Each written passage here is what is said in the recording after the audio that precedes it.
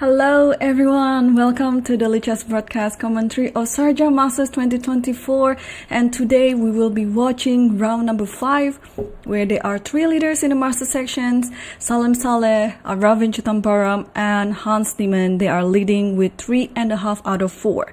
And today on the first board we will be seeing 2 leaders playing against each other. Salem will be taking on Aravin and Hans Niemann on board 2 will be playing against Sarana from Serbia. Without further ado, let's update ourselves on the standings of the master section so far after round number 4. And with 3.5, we have Salem, Hans Niemann, and Aravin. And the 3-pointers are a lot actually. We have Tabatabaei, Morzin, Sarana, Muradli Muhammad, Fedosiev, and others. So it's going to be very interesting. And also our first seed of the tournament, Arjun Erigaisi from India. He is also on 3 out of 4, just half a point tailing behind the leaders. And today he is also going to play on board 3. So we're going to see him on the live cam against the younger master, Volodar Morzin. And today, as I mentioned, Aravin will be playing against Salem. We'll be focusing on the top 5 boards because we have the live cameras for the top 5 boards. And board 2, we will have Hans Niemann versus Sarana, and Arjun Erigaisi will be playing on board 3 against Volodar Morzin, and Abhimanyu Ponic will be playing against Tabatabaei, and Fedosiev will be playing against Daniel Yufa. So without further ado, let's move on to the first board. This is our leaderboard. So since yesterday, these 3 players have been leading the master sections, and the 3 of them made a draw on round 4. So today it's Aravin's turn to play against Salem because yesterday Salem already played against Hans Niemann and they agreed to make a quick draw. So let's take a look the game. Aravin started with d4 and then knight f6, knight f3, g6, g3, bishop g7, bishop g2, and castle and d6. Yeah, we know Salem has been employing a lot of King's Indian type of position as black, and here he also played the similar setup against Fedosiev on board on round 3, where he was actually losing. But if you missed the action of round 3, the game between Fedosiev versus Salem, please do check it out because that might be the save of the tournament, because black was just losing, but Salem found a really nice save. It's not only a nice save, but it will go down in tactical books for the years to come because it is such a nice finish. Please do check it out once again because that is my one favorite game of the tournament so far. And here Aravin played c4, so we still have like a very a tactical book type of position. Salem can totally play any sort of ideas here. He can play the c5 variation. He can also put the knight on d7 first, and maybe he will opt to play e5 later. So it's still pretty much out of choices here. So let's move on and then see the next board. It's between Hans Niemann versus Sarana. And I'm just looking at the live camera. One player was missing. Possibly he was just walking around. And let's take a look from the start. So we have here d4, knight f6, c4, e6, knight f3, d5, g3, bishop b4. So after white played g3, white is already signaling that he's going to play the Catalan variation. And bishop b4 is, of course, one of the main lines for black in this position. Bishop d2 and bishop goes to e7. So in a way it is the classical Catalan approach for black, where you could have actually gone bishop e7 right away. But these days it's also very trendy to play bishop b4 first in order to force your opponent to play bishop d2, and after that we can go bishop e7. There are a few things why players chose to play this variation. One is to eliminate any sort of ideas with knight bd2, and secondly, this also, in some of the Catalan variation, you might actually go for b3 followed by bishop b2. So this kind of eliminate those variations, but also sometimes having the bishop on d2. The current trend these days is you want to put the knight on e4 and have pawn storm on the king side like this, where we've seen some of the games also in the candidates. I think it was Salimova versus Koneru. Koneru was black and she had like a really great attack, but unfortunately she failed to convert the attack into win. So if my prediction is right, let's take a look at the game. So bishop b4, bishop d2, and then bishop e7, bishop g2, castle. So this is already something like I wouldn't like to see, because in order to get into that type of variation, you kind of like delay your castle. So you might want to start with knight bd7 and perhaps like queen c2, because this knight bd7 also threatens taking on c4 followed by knight b6. So black is trying to just take the free pawn, and he will follow up with knight b6 and just protect the pawn, and then clinging into the extra pawn.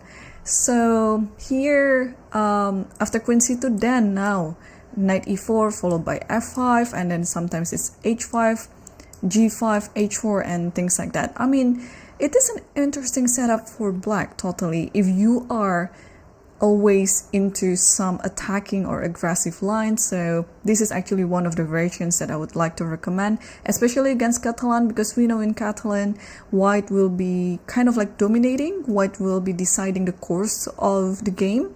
But with this approach, it's a 3-result game.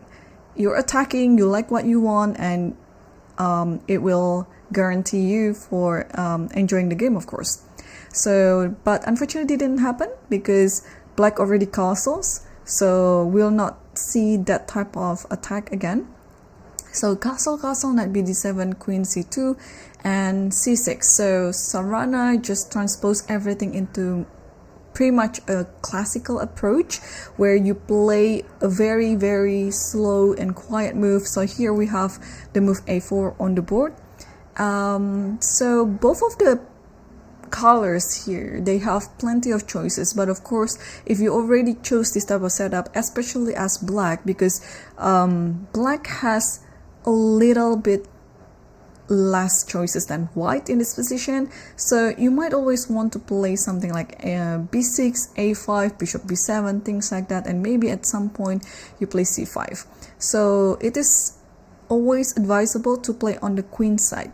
But this move a4, it is quite, not only it is a rare move, but in a way, in many of the Catalan, white doesn't want to weaken the b4 square.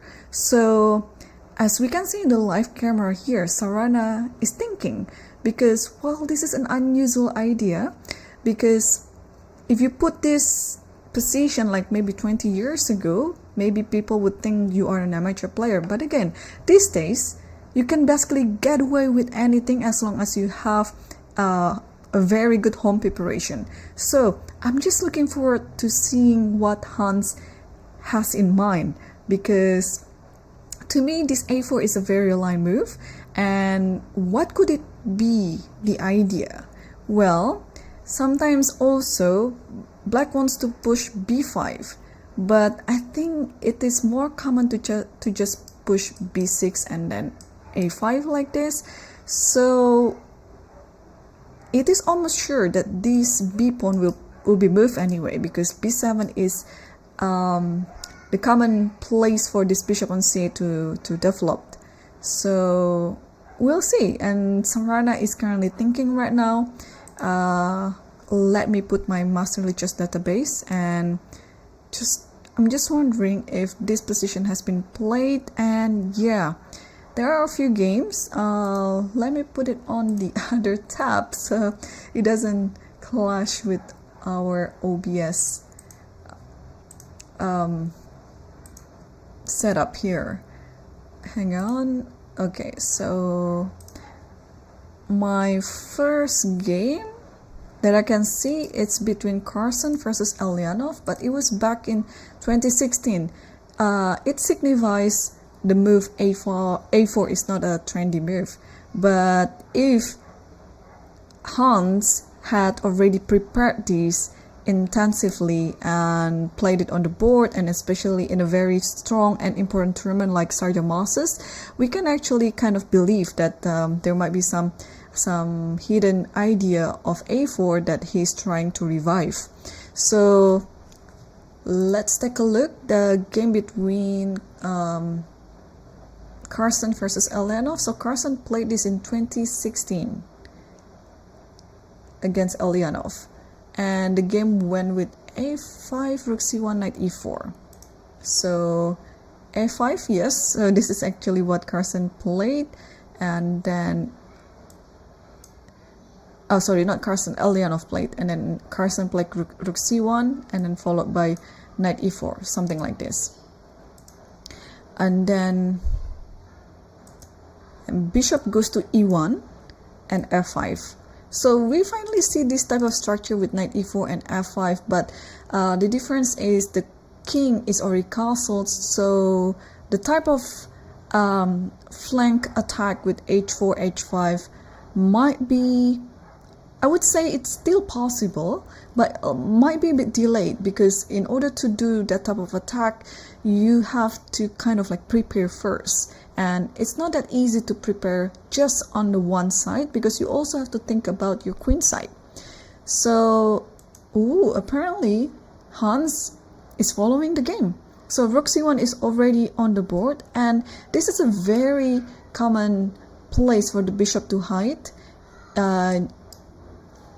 in case there is knight e4. So rook c1 is kind of like the preparation for it, because what happens if knight e4 comes immediately? So instead of a5, let's say after a4, knight e4 comes, there's so many cases where the knight will just take on d2 and white will just allow it. So maybe there's some compensation to this, like after knight e4 just play a5, and then you take, and then you play this type of position, and it will be a bit hard for black to develop the bishop. Because after b6 you can just take it, and then you don't want to take with the pawn, of course. Let's say I just put it on the board because the rook is hanging, but if you take it with the knight or with the queen, this pawn on a7 will be like the long-term weakness. So this is also something that you don't want to do. So that's why after a4, Sarana just stopped this pawn by playing a5. And after rook c1, if he's going to follow the game between Carson versus Elyanov, he will play knight e4, which looks very natural to do, especially if you know about this type of like kind of the Dutch type of setup with f5, e6, d5, and but I'm just wondering in this position if you can play some idea with h6. It might be weakening the c file though, because after takes you have to take this, and now this, yeah, and now this square is kind of a bit weakening, yeah. And then you can just go something like this, anything like this. You can just put the knight over here, is fine. So yeah, so black has to be careful not to develop the pieces, especially the bishop on c8, a bit into rush, because b6 will be punished right away. I think it's a positional mistake. So therefore, after rook c1, Sarana chose another idea. He's kind of like waiting. So I think we see this type of idea many times in our games. In the Sharjah Masters, where you just want to wait and see what is your opponent's intention, and you don't want to rush into committing into anything. So this type of h6 move is a little move, but can be very useful in the future. First, maybe you want to stop bishop g5, and secondly, of course, it's always a good idea to strengthen your back rank and let the king has a square to go in case in the future that your back rank is getting attacked. So h6 is already on the board, and we're just gonna wait how Hans replied to this. This is interesting, very interesting. We still have no exchanges yet, no pawn trades or no any piece trade. So already on 10 moves. But h6, I'm just wondering how black will continue. But of course, in this position, this is white to move. My first instinct to make this e4 work somehow, maybe by playing knight c3 in this position, allowing this, which is fine because in Catalan you can see so many games that white is just sacrificing a pawn on c4 in order to get more initiatives, in order to get more space advantage, and especially in this position to get a better center by playing e4. So I would say this is one way of continuing the game. I mean, white or black, they're not necessarily following this idea, but it's just something to think about. Like, because we've seen in many Catalan games as well, like if you can comfortably push e4 and let your bishop somehow open up on this diagonal, then it's already some slight advantage to your position.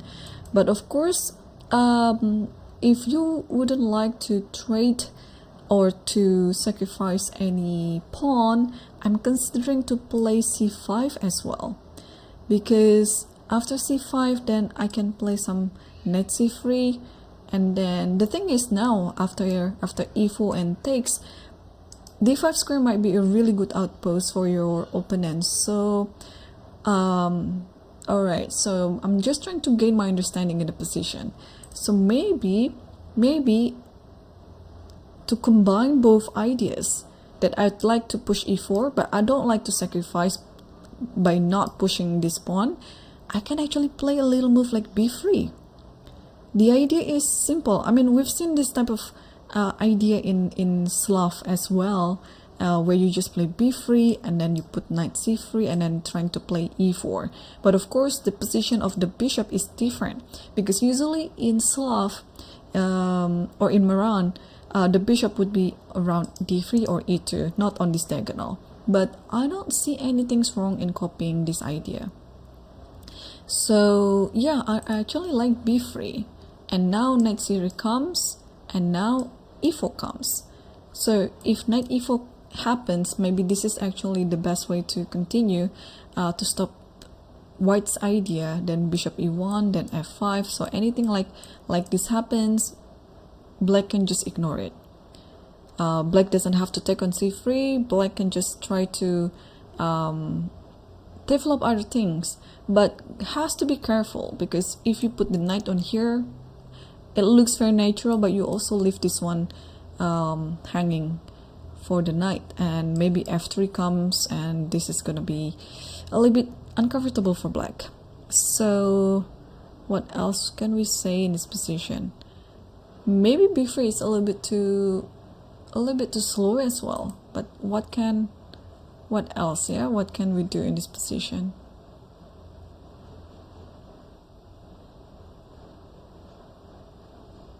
Yeah, knight a4 is always a very nice trick. Yeah, maybe you have to sacrifice anyway, but by just playing knight c3, and after this just e4. Yeah, I think after looking at a few options here, I'm leaning toward this one. And maybe now, since the rook doesn't really have anything to do on the c file anymore, we can convert it to the center of the board, rook e1, and then maybe the other rook to d1, and yeah, just play in the center. But this doesn't guarantee anything too. I mean, this is a nice continuation for white.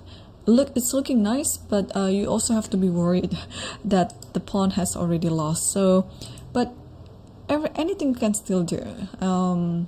What else can be done here? Maybe, is this a nice idea to play knight e5? after takes and takes like this. Yeah, I mean, but yeah, I don't like having my pawn like this. It's I feel like the pieces are not ready to do some committal move like that. So Hans replied with bishop c3. It's a very interesting idea. So what he wants to do is to put the knight on d2. This is how the knight gets out, and then maybe prepare for e4. So if you take it right away, that's it. The knight goes to d2. Not only that it's a developing move, but also it's attacking c4. And when you are so fixated on this pawn by playing knight b6, let's say, and this knight doesn't have anything to do apart from protecting the pawn on c4, and here we can try to attack the center by playing e4. That is actually a very nice idea. Yeah, I didn't think about it, but now the more I like it, the more I see it, the more I like it. So yeah, this is nice.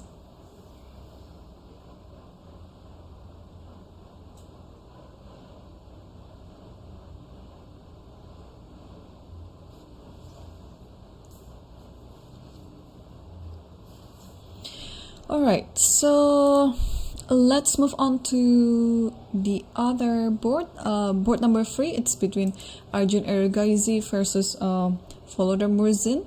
And let's take a look at the opening. d4, d4, c4, e6, knight f3, knight f6, and knight c3. Bishop e7, so we're looking at the normal Queen's Gambit decline. No longer decline, Queen's Gambit exchange, and then takes, and bishop f4, castle, e3, c5, and d takes c5. So yeah, this IQP has also been a theme in many good tournaments, because it's definitely a very playable strategy for both sides. I mean, you can totally play with or to play against. It's just depending on the type of positions that you like. And here, by playing c5, Morzin is offering to have an IQP, which was accepted by Arjun. And when you have an IQP, you just want to attack. If not the king side, then the center. And you will try as much as you can to prevent all sort of trades. But as white, since you're playing against IQP, on the contrary, you'd like to trade as many pieces as you can. And also, yeah, you just pretty much have to stop this pawn, the IQP, to move and then get exchanged with one of your pawns. So dc5 is already on the board, and Morzin is thinking. So I've noticed from a few games of his that he's spending lots of time in the opening, and also the transition from the opening to the middle game, and also sometimes in the middle game itself. He could get away with Tabatabaei when he did it. He was actually better, but then the game turns out to be a bit better for Tabatabaei, and in the end they settled for draw, because the end game was, it was quite drawish. So now I'm just wondering what he might be thinking. The normal move like bishop takes c5, there's something that he didn't like, otherwise he would have done that immediately, or he just moved something. Did he take on c5? Yeah, he did. He actually took on c5. And now white has just to finish the development, and with this bishop, castle, put the rook on c1. I don't know in which order, but I believe those 3 moves will be played anyway. Maybe, yeah, it's bishop e2 here. Maybe it's the common reply to the position, followed by castle, and then something like rook c1, then a3, things like this. But also, what can you do? I was thinking maybe bishop d3 is also possible, or even after this rook c1 immediately if you want to start attacking. Alright, so from the live camera, Arjun is not on the chair yet, so we can switch to the other board while waiting for Arjun to come back and then play his move. And speaking about Tabatabaei, yesterday he had such an heartbroken game. He played against one of the leaders, Aravin, and Tabatabaei was so much winning again. I think he was like +5 or +6 in the position, but he made consecutive errors in the critical positions in the end game. And when he did that, Aravin quickly consolidated his position and managed to get some counterplay, and the game ended with a draw in the end. So today he's playing against another Indian Grandmaster, Ponic Abhimanyu. And yeah, Ponic is also a very strong player, of course. On round 2, he defeated Parham Maksudlu. And yesterday, I know what happened, but now I forgot. Ponic yesterday played somebody strong as well. Let me check it. And he played against Shem Shankland.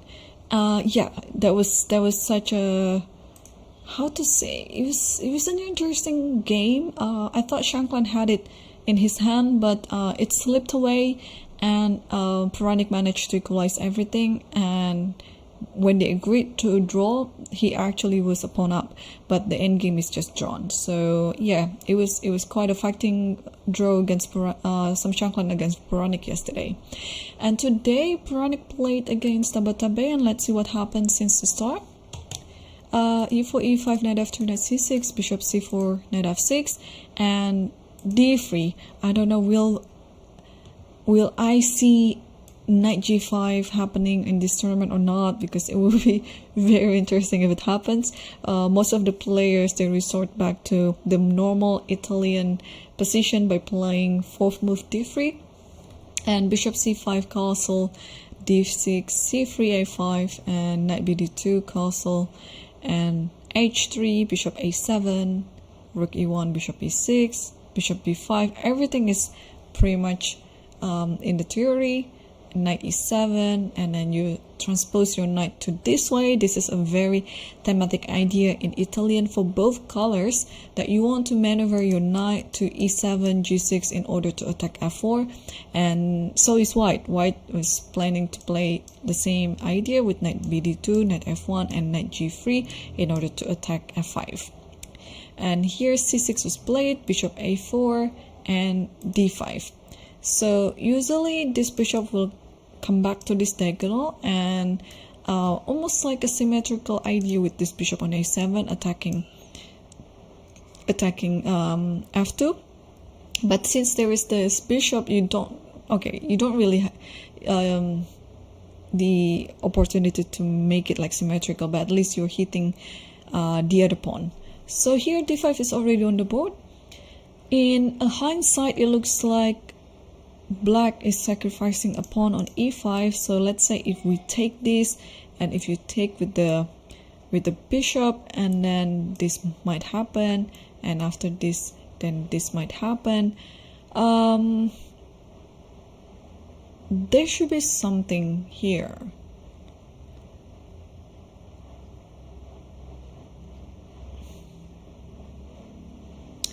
Yeah, so if anything like this, if anything like this, and maybe just d4, something like that, I'm sure there's enough compensation to this, but we don't have to take it with the bishop.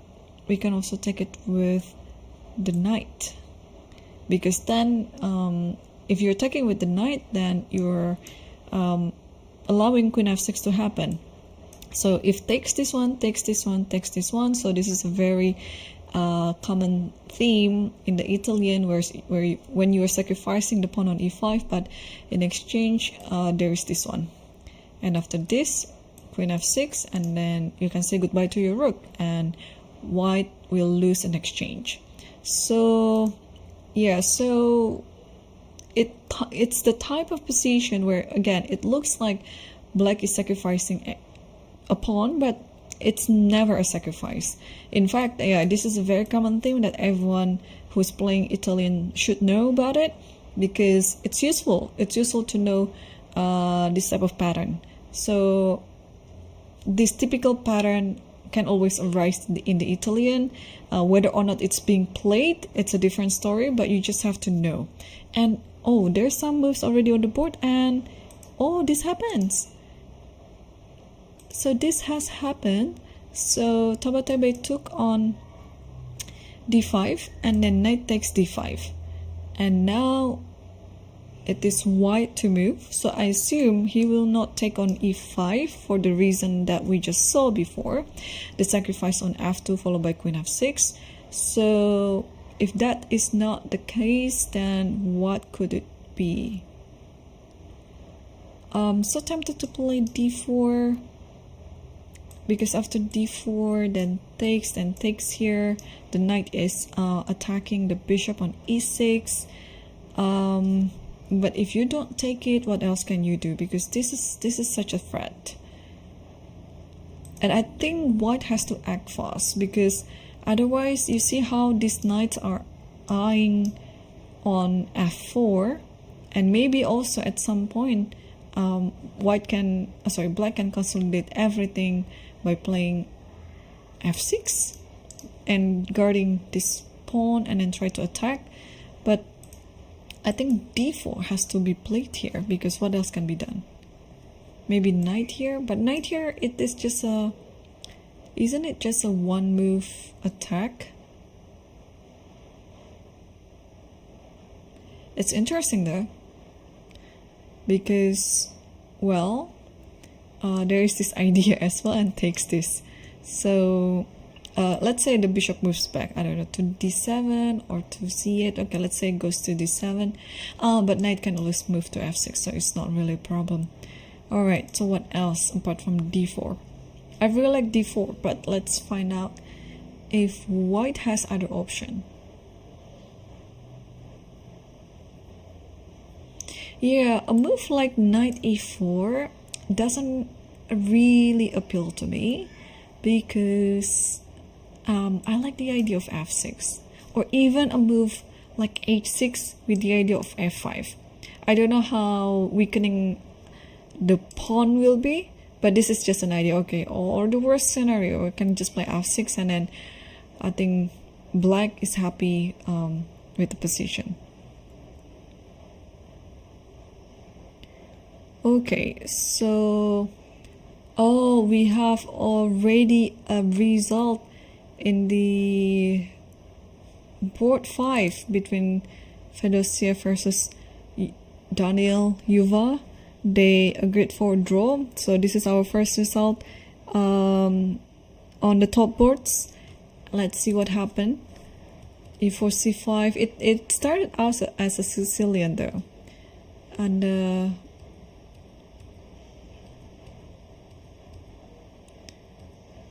okay, it looks like it's pretty attacking. I just want to see how and when. Okay, so this repetition. Yeah. Okay, so this repetition, and thus making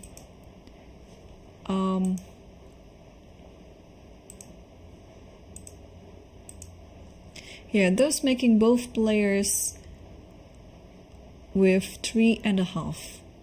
So yeah, so 3.5 out of 5. Okay, and let's come back to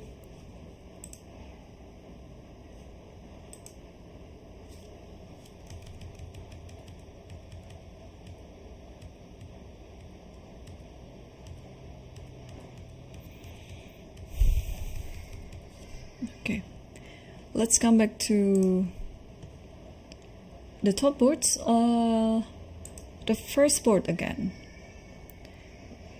We see, whoa, there's some moves already on the board, and I think we see the position after c4. Yeah, we stop at here, and Salem played knight c6 with the idea of e5, normal King's Indian idea.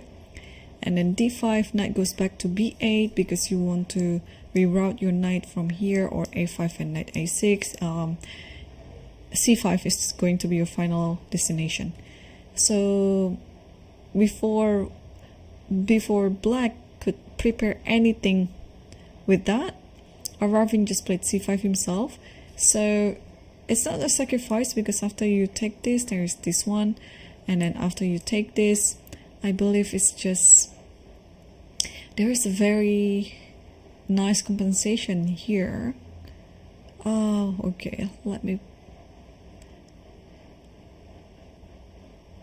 I have to check actually where was the compensation, but this must be, yeah, just knight takes f7. Okay, of course, yeah, knight takes f7, and then you just simply pick on the knight on d5, and you'll be left with a better position. So in case of this happens, and I think you can just take like this, and then okay, give a check first, maybe here, takes here and takes here, and yeah, white is better. So that's why after c5 you don't want to take it. Knight a6 is there, and it forces the pawn on c5 to take on d6, takes on d6, and knight d2, knight e8, knight c4, and f5. And in this position, Aravin played a4. So this looks like we'll see a very nice game, like a nice attacking game, because I think it's for sure that black will try to attack on the king side, and white will try to create some counterplay on the queen side. And a4 is there, mainly I guess to stop anything to do with b5, but also if now the knight goes to c5, unfortunately there might be b4 happens. So this is not really a nice move. Yeah, that's yeah, unfortunately after c5 in this position, knight a6 was played immediately, because otherwise if white could cement everything on the c5 square, then it's gonna be hard. Because usually you'd like to play a5 first and then followed by knight a6. One idea is to help the knight on c5 later so that there is no more b4, but that, okay, the game has already played like this: knight a6 and takes, and knight d2 and knight e8, yeah, and then a4. So you don't have this a5 anymore, and you don't really have time to do it promptly. Okay, but additionally, black will also have a very nice diagonal. Like for example, if e4 comes, then the bishop will be out, but black has to be careful. Whenever there is something like e4 like this, it's also very thematic to play f3, try to disrupt this type of pawn structure. So even though this is like a nice idea, but you should just put it at the back of your mind in case there's a good time to do it. But for now, I think the most urgent matter for black to do is to complete the development. I would dream to have the rook on c8, so maybe in this position I would just play bishop d7. I'm not too sure how I feel about knight b5, because I think this is also what white has in mind by playing a4 to create this move. And now d6 is under attack, and you cannot really play rook c8 because, okay, you can just take on d6. So, and what to do here? But okay, you can still try to protect this by playing queen e7 maybe, but what to do after b3, right? Because you don't want to take on this. And anything like rook c8, this one is hanging, and this bishop is actually going to a3, trying to attack d6. So yeah, it's very dangerous if black will, if black just play all the natural looking move. And this is the thing with natural moves, there's so many games, like maybe in the tournament, where you don't know the source or the cause of your loss, because sometimes we feel like, oh, we just play everything according to the principle, we just play normally, but turns out opponent plays better, because sometimes natural looking moves are quite deceiving. Like it takes away our guilt temporarily, like, come on, I don't do anything wrong, I'm just doing the natural moves. But if you pay attention closer, those natural looking moves are not the best moves, and you have to resort yourself to some maybe weird looking move but necessary. So now what I want to do is maybe to play a move like knight b4, just to make use of this square. But unfortunately, I think after knight b4 there is a5, because if you don't play a5, then this might happen. Maybe, is it? Because this also gives away the b5 square. So, this is tough position. Like, in order to understand this, I'm not a King's Indian player myself, so it might be a bit harder for me to understand all these nuances. But I believe it's even if you're not playing King's Indian, it is not also an easy position to play. And Salem has been thinking for quite a while as well, so it already showing us that he himself is also struggling. What can we do here? Do we want to play something like b6 and play bishop b7, something like that? Because that is not really looking normal. But yeah, maybe.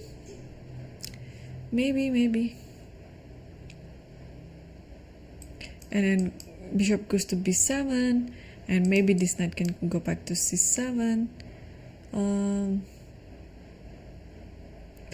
Yeah, Salem has to figure everything out, because I think this is one of the critical moment in the position where he has to determine which setup or strategy that he's going to play.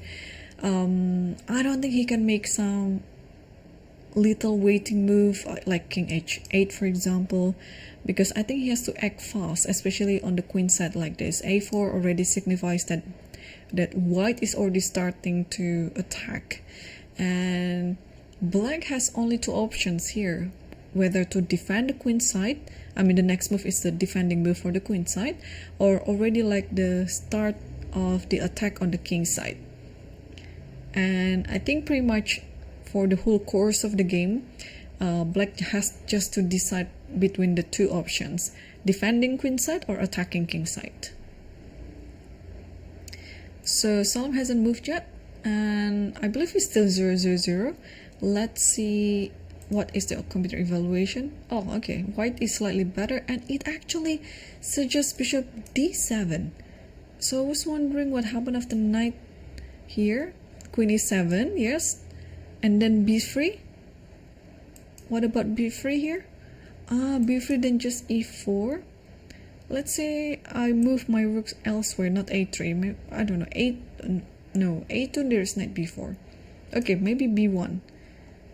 And then just takes this, and knight goes to c7 and attacking this one. Okay. So therefore, after queen e7, e4 is a must to stop anything to do with this. But then after f4, now just go b4. And this is not hanging because bishop a3, a5, and I think you just take it. You don't even have to take it. You can just sacrifice that pawn temporarily and then get this position. But what happened if I just play b3 without sacrificing anything? Yeah, this is also good for white. h5 and then bishop a3. I just want to attack this pawn. And then you have to takes, and then still knight goes to a7, and white still stands slightly better. Yeah, so even though, yeah, bishop d7, that's what the computer suggests, but even after we played out all the natural looking moves for white, and then for black, white still stands better. So I can actually feel the struggle here that Salem might be experiencing right now. So let's come back to the position.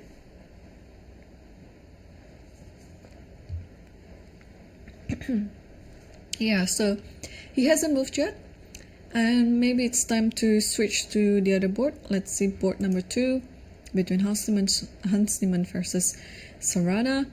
And after the move h6, this was the little move that Sarana was making in order to just wait and see his opponent's idea. And here bishop c3 and b6, and after knight e5, bishop b7 takes on d7, and knight d2, I think with the preparation of e4.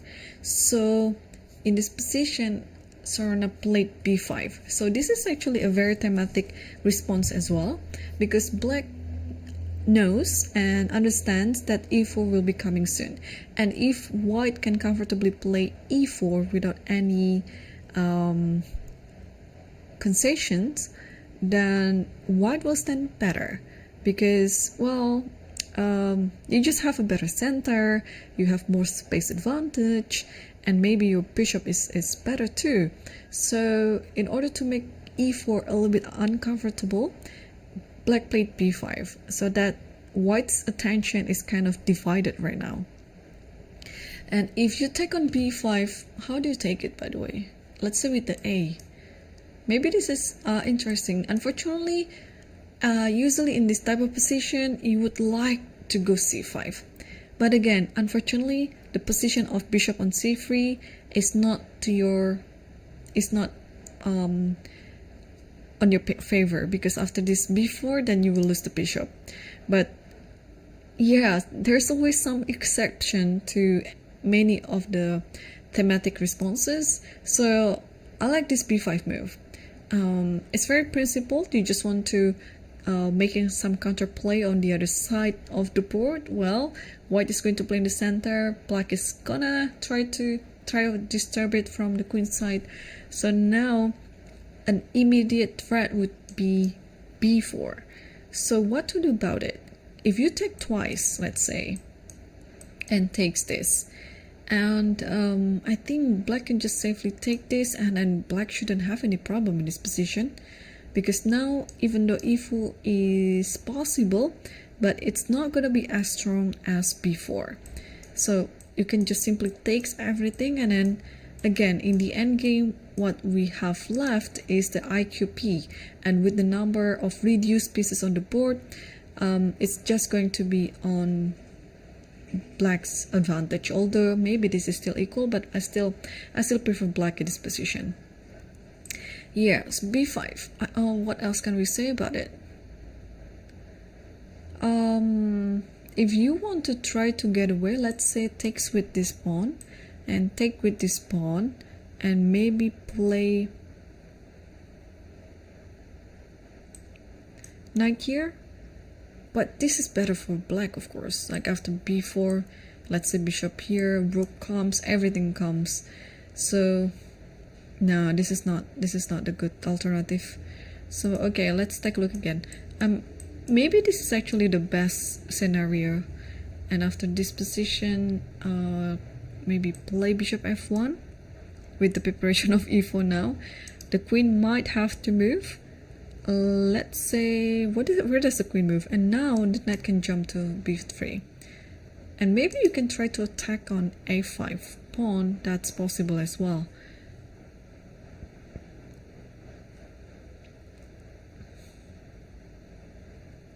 Okay, let's say queen b6. Yeah, but black has no problem at all. Black has no problem at all. Like after this, maybe I'm considering a4, but also because after a4 there's knight c5. Actually, I can do this. Takes like this, and maybe takes this. Takes this. Oh, and then knight here, maybe. It should be still drawish. But yeah, I think my guess would be take twice on b5 and then play that position. Because it's really important not to allow b4. When b4 happens, then black just stands better.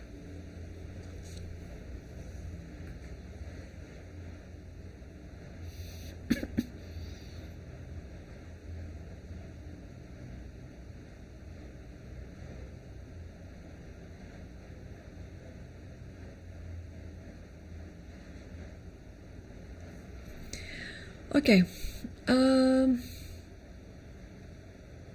let's move on to the next board number 3, between Erigaisi versus Morzin.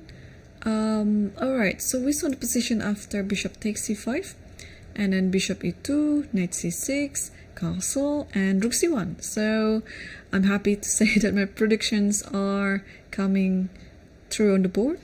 And after rook c1, bishop e6. And now, what is going on? Because if you're playing some blitz games here, after bishop c1, your automatic response would have been bishop a7. Because why? Well, there's some discovery with the knight to d5, and especially in blitz, you don't want to calculate anything about it, because the idea of a6 itself is also to make a space for the bishop on a7, also at the same time maybe preparing for b5 in the future. So here is, after rook c1, black played bishop e6, and now let's try to calculate if knight takes d5 works or not. So knight takes d5, let's take it with this knight, and you want to grab your another piece like this. But then after knight takes, I think you cannot take on d8 because e2 is hanging with a check. So you have to take this one. And after this happens, probably instead of taking this and taking this, I think black can get away with other moves like queen b6. I really like this move. It's attacking the rook, attacking the pawn, and the pawn on a2 is still under attack as well. So this double pawn on f will be translated as just, it's 3 against 3 on the king side, and black will be having like one extra pawn on the queen side, where maybe that's an important side of the board in this position. And now if this happens, like, what are you gonna do after queen b6? Let's say, okay, if any queen here, then there's knight b4 as well. If rook comes down, this might be falling. If rook goes to c2, protecting b2, then maybe bishop takes a2 with bishop b3. So okay, just with, I haven't checked other line, but this is already enough, I guess, to see that you cannot really make this discovery attack with knight takes d5, because the moves that black has to continue is also very good. If you're not taking this, what can you do? a3 is a very common theme as well. You might want to play b4 next move. Oh, I forgot to mention a6 is also another. Yeah, this is why you have to understand all the patterns, not only knowing the pattern, but also understand and remember about it. a6 has a very nice idea of hiding the bishop on a7, but also this is preventing the knight to go to b5, because imagine if a6 didn't happen, like let's say in this position castle and then bishop e6 instead of a6, and here knight goes to b5 might be actually a nice move. Not only that you are trying to go to c7, let's say c7 is covered, but you can put your knight to d4 and stops everything there. So that is one way of playing against the isolate queen's pawn. So a6 already happened, so knight b5 is no longer an option. And after bishop e6, now what should white do?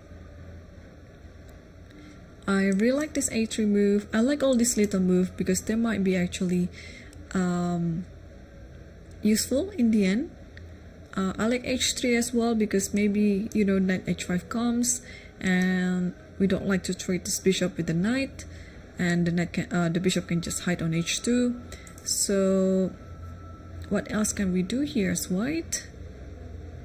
There's also another idea of playing knight a4, and wherever this bishop moves you can put the knight on c5. This is nice as well. Okay.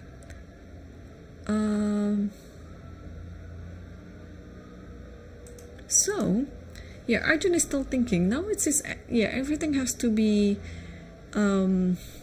calculated according to the strategy that he's going to choose.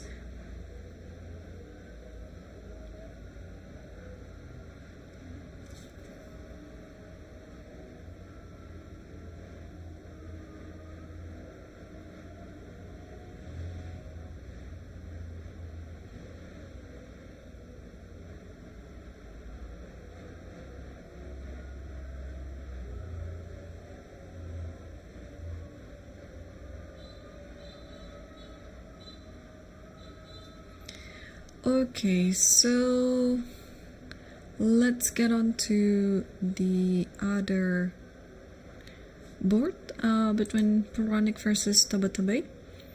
And what we have, so everything comes through then. Knight d5 or bishop c2 first. Yeah, we see this position that this one is not really hanging because after taking this, and there comes bishop f2, and if you take it, queen goes to f6, and this rook will be lost. So instead of taking on e5, Ponic played bishop c2, and here queen c7 was moved, and now d4. Here d4 is just pretty much asking to be played. And after ed4, knight takes d4. Yeah, how to handle this position? It is interesting to play some move like rook a d8. Yeah, just trying to get to the queen, because if this happens, you don't have to take this back, but you can just play queen takes g3 because this one is pinned. You cannot take the queen. The king is behind the pawn. So is this winning there? Like, let's say takes this, just keeps taking everything, or whichever to take, like maybe takes this. I think this is fine. Yeah, just give a check here. They should be close to winning. Like this. Maybe knight here even, or even to take this one first is fine because this one is also trapped. Alright, so this one is not gonna happen. Interesting move, rook a d8. What else can you do? This is always the liability in the position, especially because of this pawn. And now this rook is just, I mean, it's developed, and also trying to, you know, pin the knight on d4, something like that. What can you do? The knight on d4 cannot really move because of this g3. So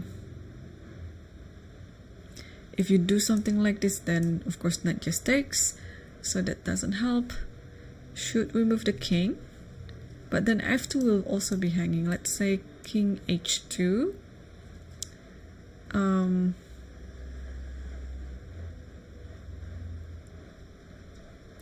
King h2, and maybe now is just the perfect time to play bishop c8.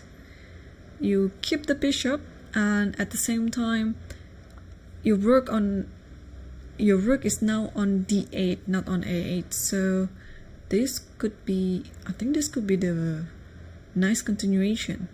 Yeah, rook a d8, why not?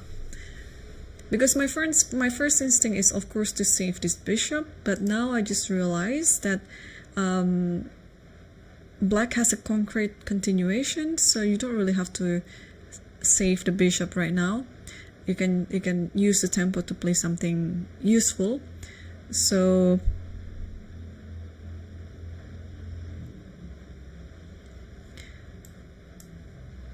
yeah, so rook a d8 and that's it. Bishop c8. I really like this idea now. What else can be done here after rook a d8? The thing is, after queen h5, you know, this knight can just move back to f6 and black should be fine. What else?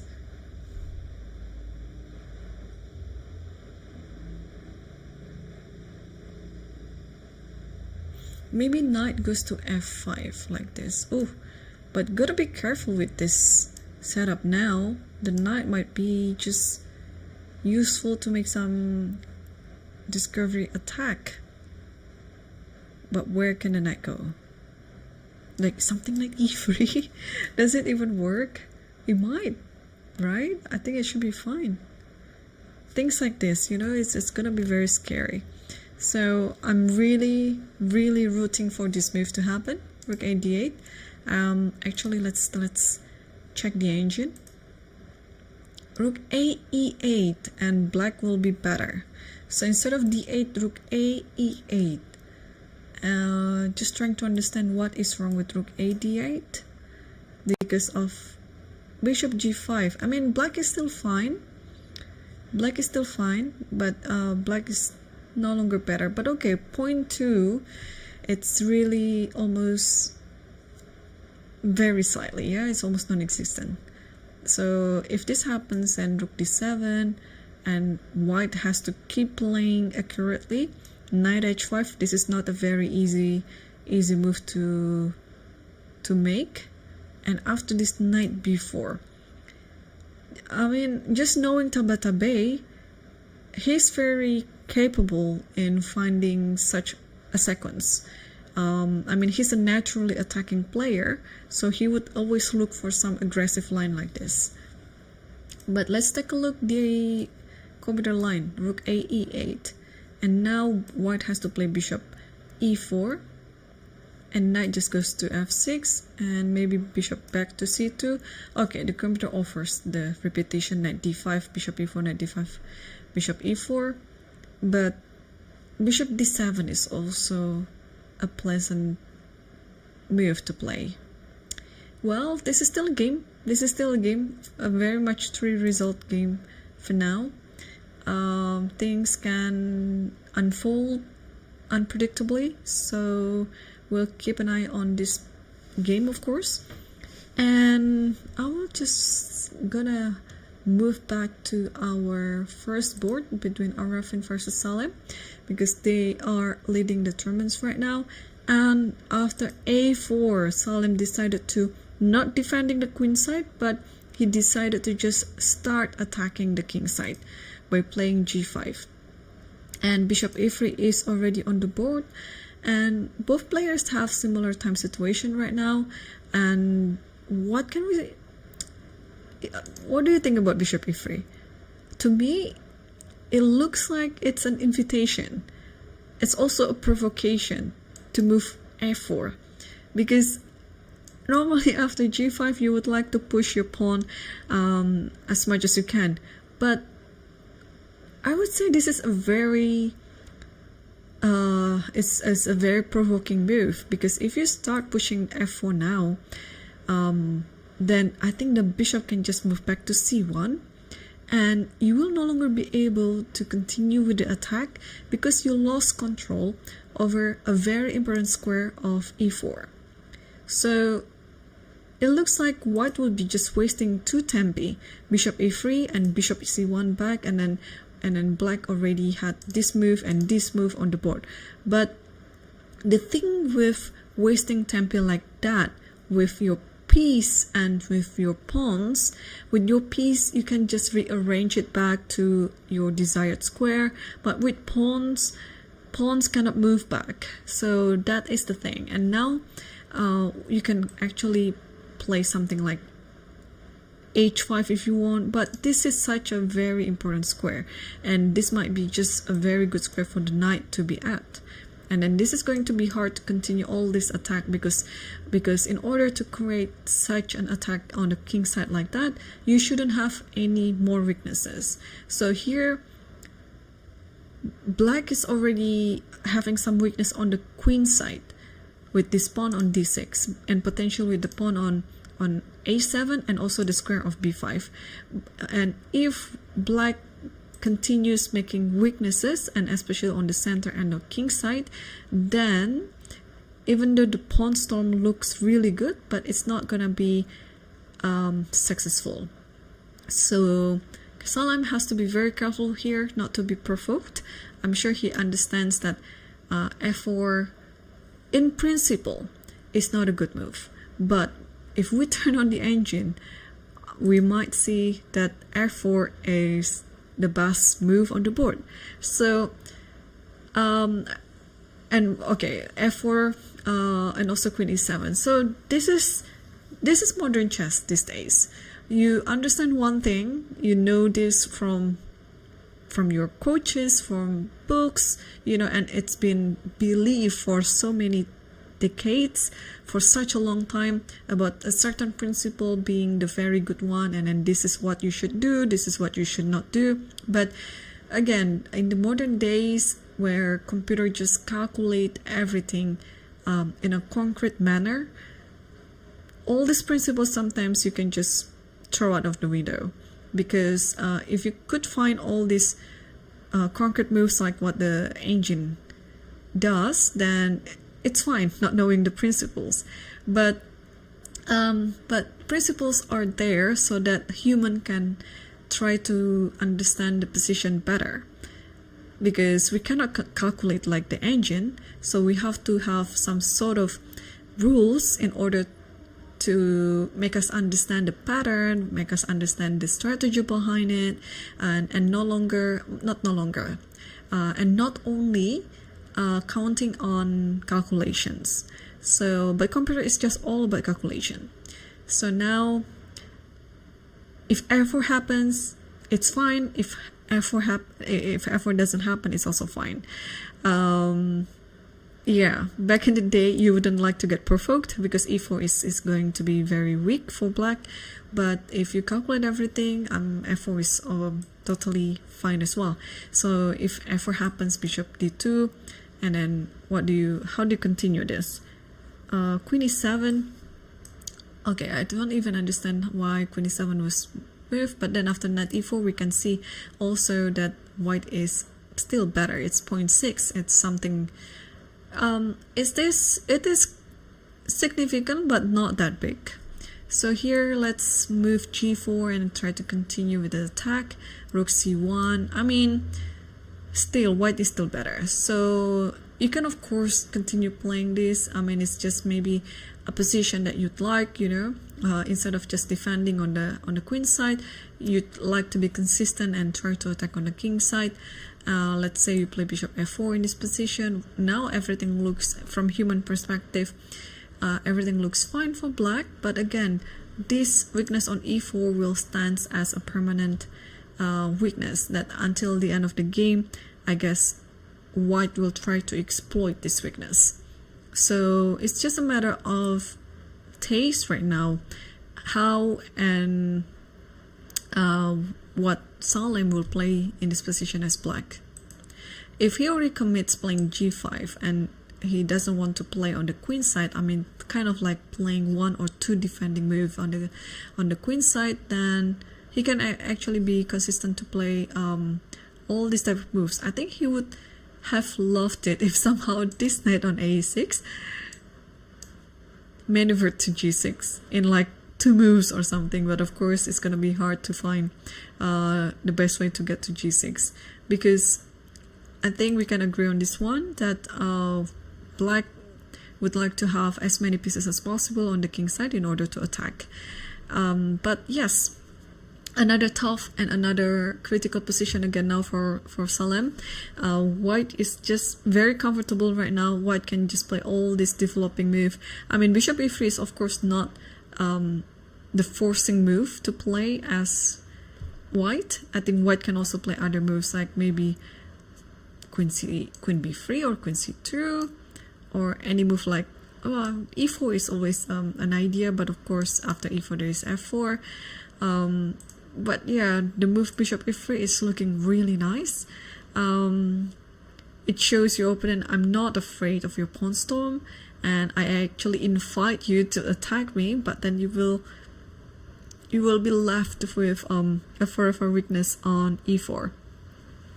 So yeah, it's gonna take some time to understand the whole position, of course, while it is looking very comfortable for white. So let's move on to the next board between Sarana, Hans Niemann and Sarana. So after b5 here, Hans is still thinking, surprisingly, because he normally plays very fast, and I'm just wondering what he's trying to get out of this position. Oh, maybe I forgot to also mention that after a, b, c, b, you can take on a5 like this, but what make of this position? Like if you just simply take on c4 with either of the pawns, I think black is just better. Even taking with this pawn, allowing this trade like this, I think this is fine for black. And even if you don't want to trade anything like that and then just consolidate your position with this, it's also totally fine. Okay, but we have some moves. So he took twice. Yes, so this is what I predicted. I don't see anything better than taking twice. This is what I had in mind as well. And after taking twice, queen takes b5, and you're just gonna play this position. Yeah, so I think this is the best approach for both sides. You cannot afford of having the pawn move to b4, so you have to take twice on b5. And now, what might be on his mind after queen takes b5? So e2 is currently hanging. I like to play bishop f1 in this position, but I also like to play knight b3, because after knight b3, let's say a4, then I can jump my knight to c5, and if you takes this, takes, and maybe takes this, and you have to take this, takes, and after taking this pawn might be lost. But how do we get it? Maybe rook here first, and after rook here, I might be a bit too ambitious about this. Alright, let me redo it. So knight b3 and a4. Oh, this is nice. What do you think? Knight a5. Because after you take, and here comes the blow. Queen c7. It's attacking the bishops and attacking the queen as well. If you take my queen, then there will be this one. And still it's attacking the bishops, and and then white will be better. Ooh, this is interesting. Okay, knight b3. It's very tempting to just move the pawn, right? Because the pawn is currently under attack with these three pawns, sorry, with these three pieces, and you just want to move the pawn and play knight a5.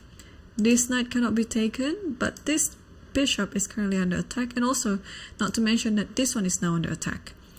If you move the bishop, where to move the bishop? It's not easy. Let's say like this. Okay, this is going to be yours. So bishop f1 first, and now any sort of e3 idea will happen, and this one is gonna be taken in some moves. But what would be the defending move after knight b3? So instead of a4, let's say black played, okay, if black played bishop d8 trying to defend the pawn, then this might happen. Knight c5, and then white can be quite comfortable in this position because the knight stands very strongly on c5. Everything is under control, and this bishop is not really a good bishop. Alright, now I like knight b3. And let's see, after knight b3, again, after knight b3, if you want to stop this one by playing bishop b4, you may, but again, the idea of knight b3 is also not only hitting the pawn on a5, but preparing the knight to jump to c5 as well. So maybe taking this, and however you take it, the knight can jump to c5, and I think this position is better for white. I'm almost sure he's gonna play knight b3. He's double checking everything though, but yeah. Other alternatives are not so looking appetizing.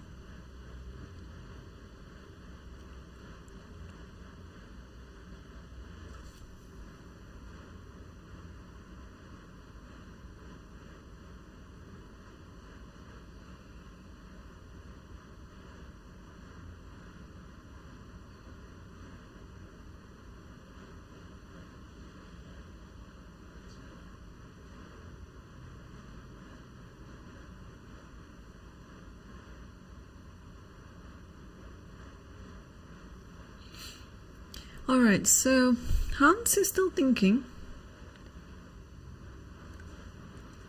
and I'm just gonna scan the other games that we have.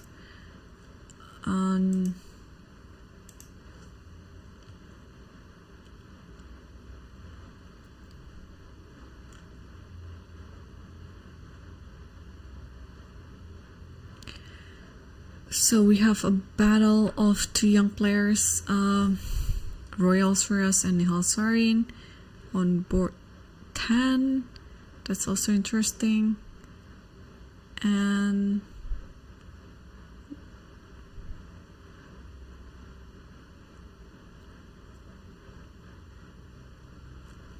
okay, let me check the next boards.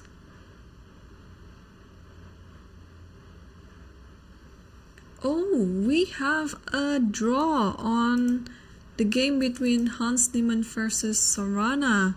So, who offered the draw? I forgot to see the live cam. Yeah. Alright, so the draw offer, whoever is offering the draw, is totally out of my prediction. I thought the game would have been continued, but nope. So let's check this knight b3. Bishop f1 is a nice move, and knight b3 is also fine, but after a4, can I play knight a5 here? I cannot. Wow, so after this and queen c7, what's wrong? Just, oh, of course, queen b4. It's protecting both, it's protecting both of the bishops, yeah, and the queen cannot be attacked. Yes, all right. So that's actually a very good call. Okay, the game in this position, white is just slightly better, just 0.1, so it's almost non-existent. And well, therefore we have two results in the top 5 boards then. Hans, one of the leaders in the master section, just made a draw against Sarana Alexei, so everything is at stakes now on the first board between Aravin Chitambaram versus Salem Saleh. And what happened here after g5, bishop e3, and Salem didn't play f4, so he didn't get provoked by Aravin's move, bishop e3, so now he tried to make an improvement on the queen side by playing knight c7.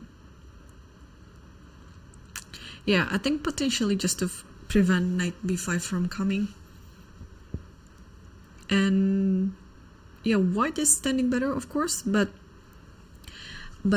it's not always the case that white is better and white will win, because we also see the same case in round 2 versus Fedosiev versus Salem Saleh, where Salem was just losing, Fedosiev was just +6 or maybe more than that, and he just made one mistake, and it was enough for Salem to turn the table around and won the game.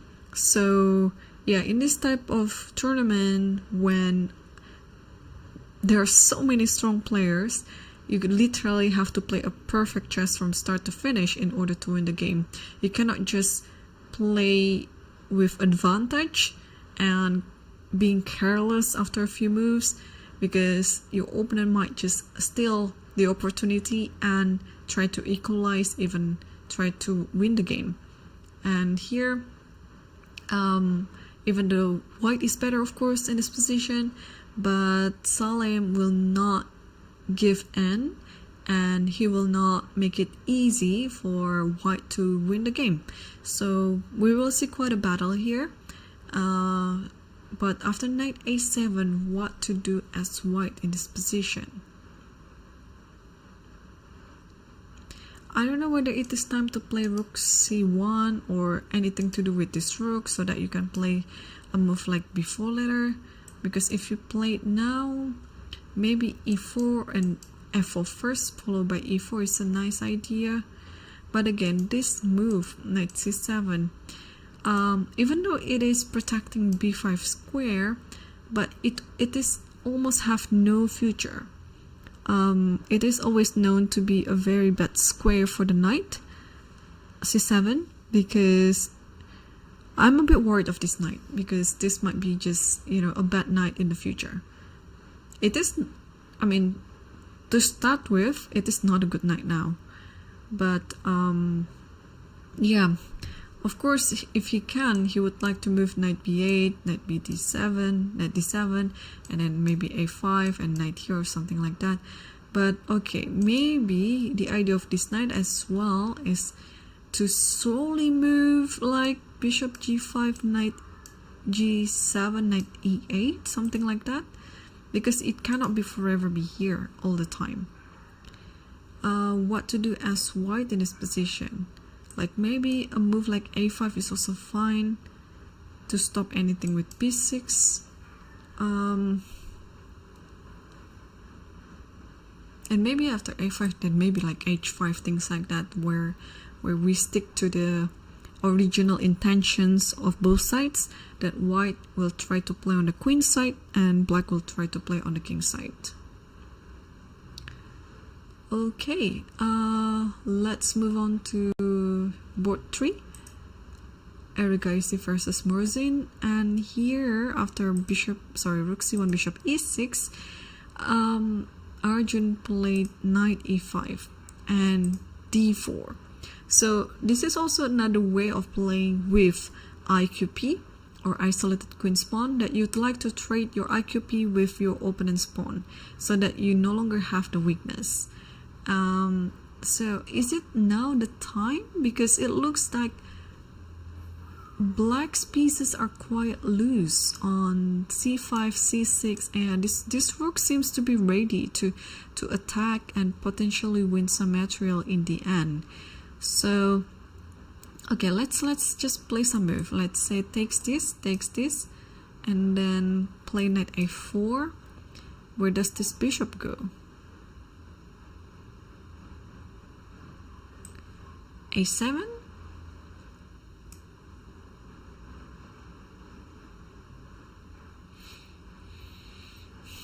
And after this,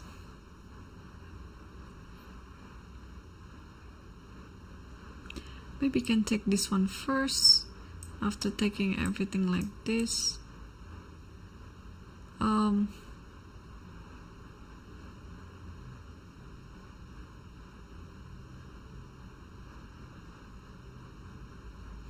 Yeah, looks there's enough compensation. Or maybe can play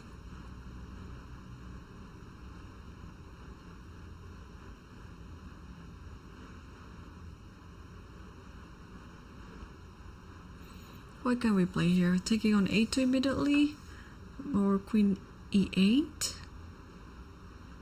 What else? or even queen d5, knight d5 as well. Yeah, I think even like knight d5 is fine. No, this should be drawn. Like maybe like this takes and then takes this. Yeah, in the long run maybe it's drawn. I'm not probably I'm not playing the best move for both sides, but okay, let's take a look again. Takes this, and I really like these knight moves just to get my rook active to c6. And let's say after this and take with the pawn.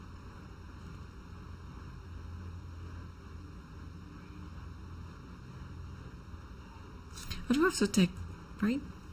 I can play, oh, I can play knight d5 here. Yeah, this is the move. I'm attacking this and you cannot take this because your bishop is hanging.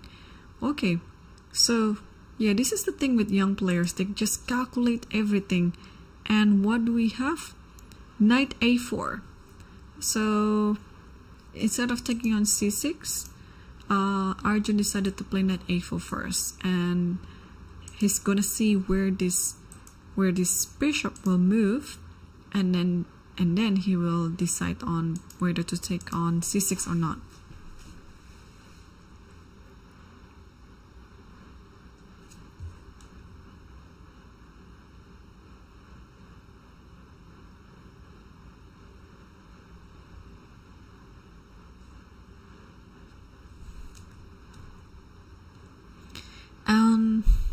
Morzin just played something. I think it was bishop a7. Yeah, bishop a7, and Arjun took on c6. So it's pretty much what we discussed earlier on with a different order of moves.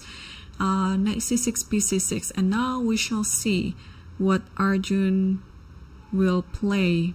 He took first on d4.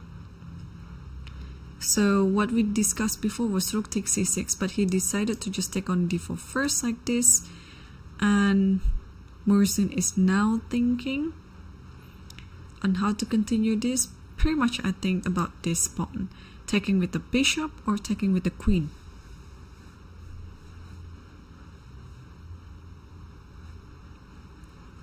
If taking with the queen,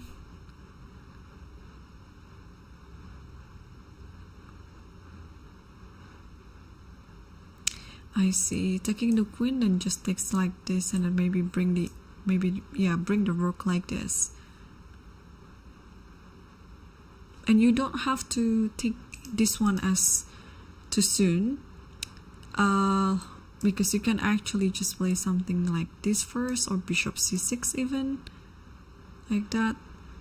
Alright, so if we take with the bishop like this, and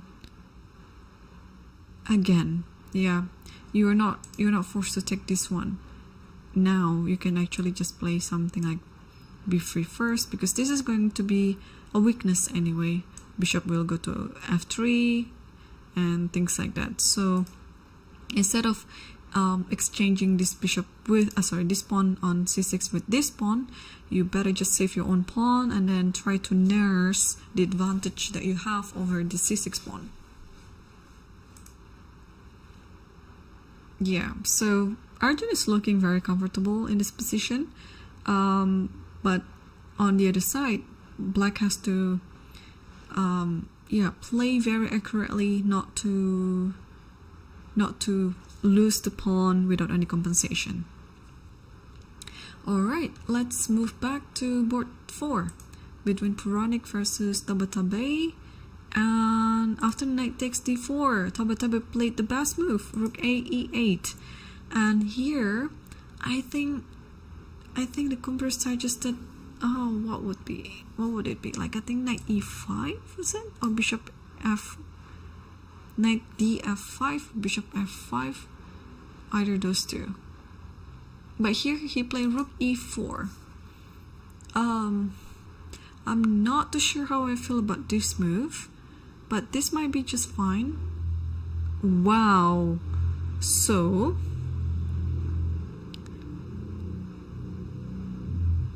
I was just thinking maybe this was the how to say, like the preparation to play queen d3 followed by rook h4, because in this position you can argue that, oh, let's play queen d3 immediately, it looks good, right? And now you cannot play anything like knight f4 or this knight because you can just take it. But the thing with this early queen d3 is, thanks to this rook a e8, there might be bishop f5. And are you losing on the spot? Yes, you are. Because if you take this bishop with any of your pieces, then this one is losing. Yeah, rook will just take on e1.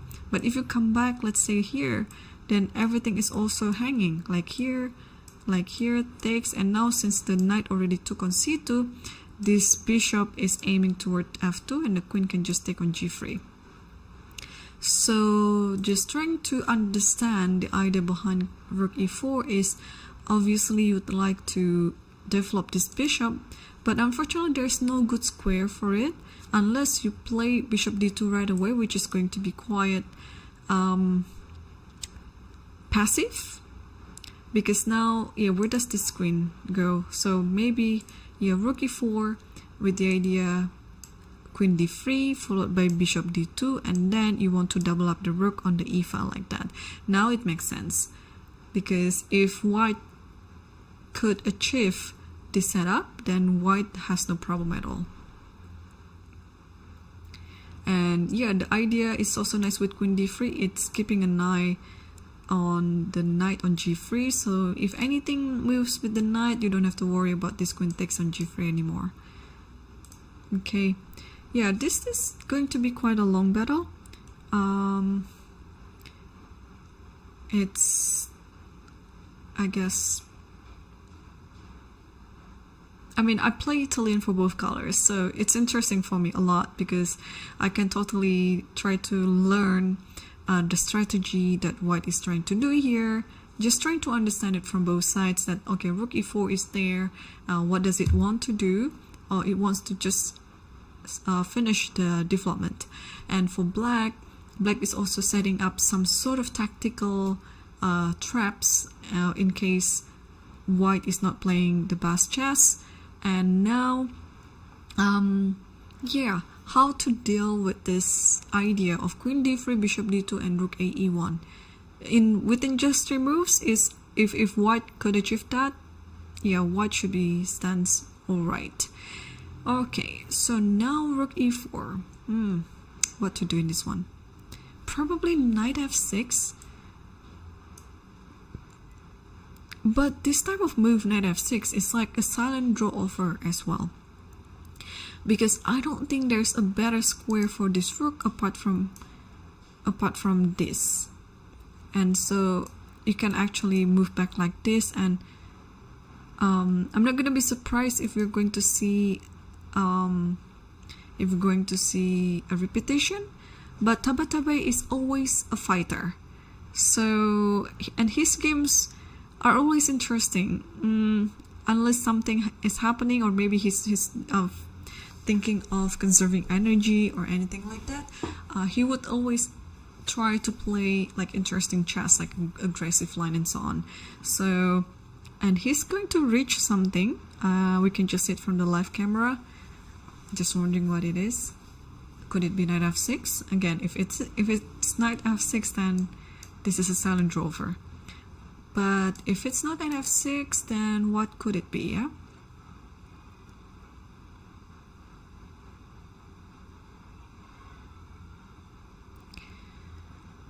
I'm not too sure. It's because after knight f6 it's also looking great after rook e1. Let's say, can we just play bishop somewhere, like bishop d7, try to open up the e file and offering this trade? Because I guess this also looks good for black. Or maybe on this position we can play bishop g5. Yeah, why not? Bishop g5. Oh dear, knight f6 happened. Oh my gosh, it's maybe like the commentator's curse. Like, are we going to see another draw on one of the top boards? Okay, rook e1, you see? You see? This might be drawn, but I mean, with this repetition, I don't know what to hope for, because this is also another strategy, you know, to take a draw in the middle of the tournament. This is round number 5, and after this there will be 4 more rounds to go, because players are getting tired toward the end of the tournament, and they can make some sort of like a blunders in the end.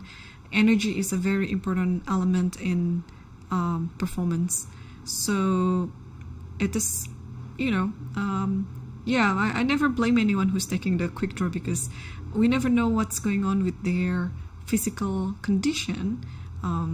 Yeah, you know, you might be having like such a bad night on the night before, and you don't have a good sleep, and you know, you just want to get rid of today's round and then come back to your hotel room and then get your dinner and sleep early, you know, things like that. And nope, Tabatabaei is not doing it. He played bishop d5. Okay, so it feels like I know him really, because okay, knight f6 looks like it's a good move to start with. Anyway, you have to somehow shuffle your pieces in the center, and the next move would be just, okay, depending on what you want to go after. If you want to make a draw, you can simply come back to d5 with the knight.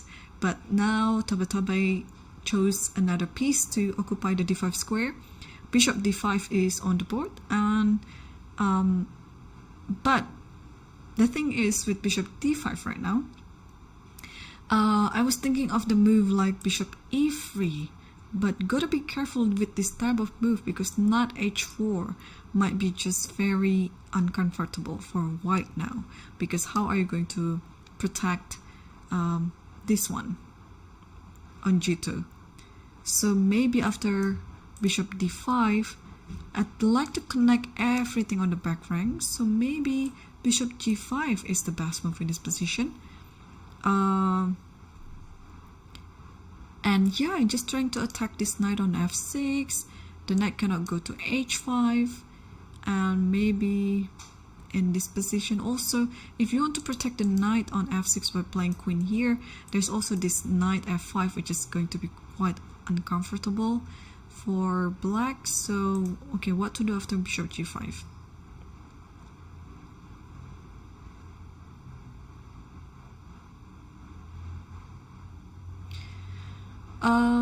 Alternatively, this might be done like takes here, and then maybe takes here and takes here, takes everything. Rook goes to e8, and how do we make of this position?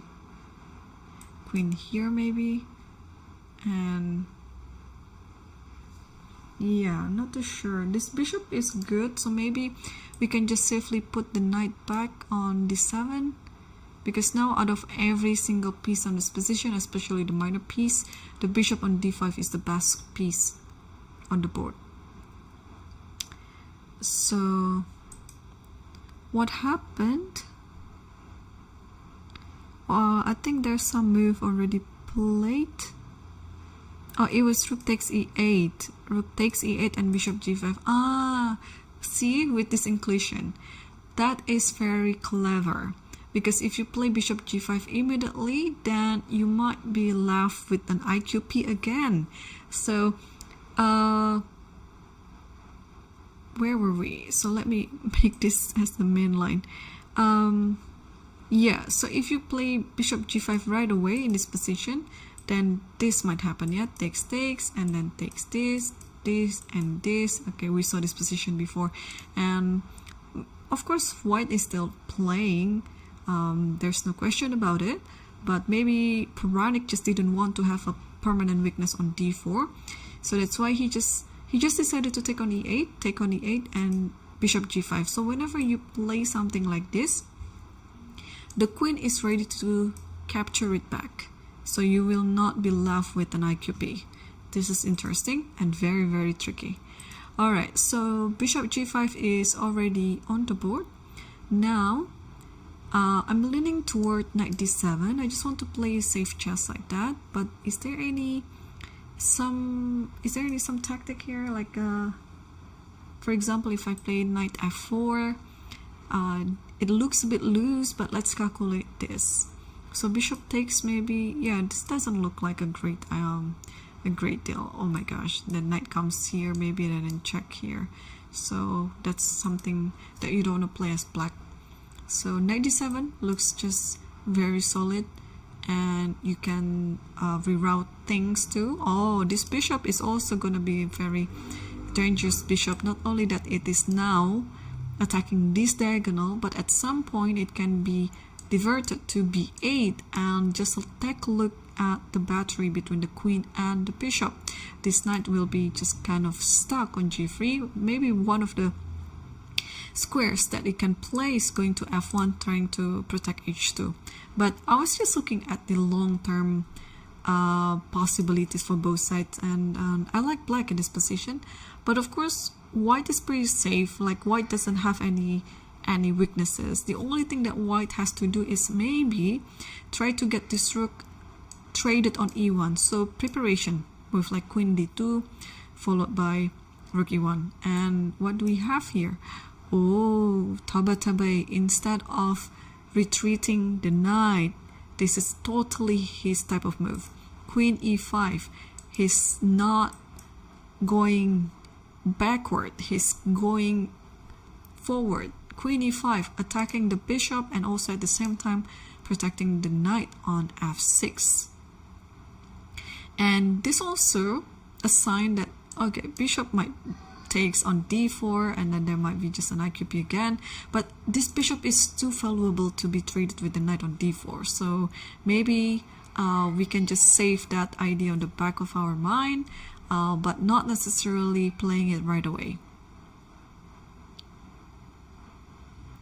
Okay, what to do in this position? Where does the bishop go?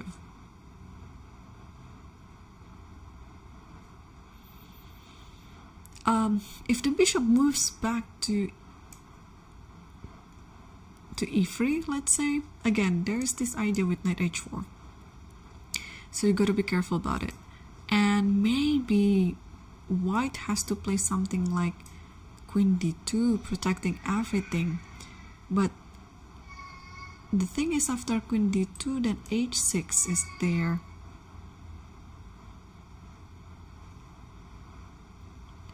And what to do with this bishop, right? It's either you take on the knight or you move back to e3, but then whenever you move to e3, the knight can always come to h4. Alright, so this is not an easy position to play then.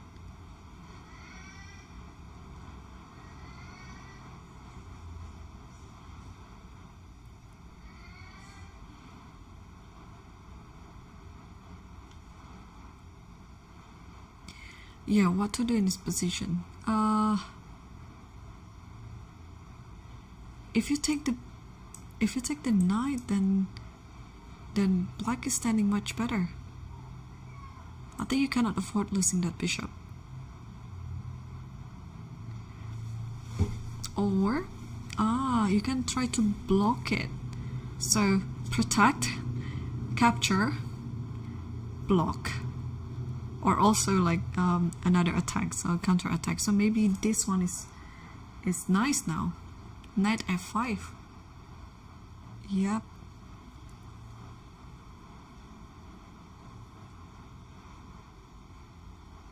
Just wondering what after h6.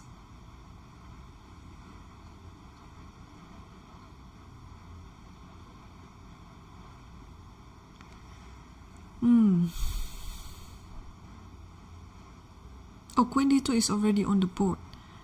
Okay, but I think knight f5, what's wrong with knight f5? And h6, and you can now go back to e3. Now there is no more knight h4 anymore. Because queen d2, I'm really worried of this h6. What to do after h6?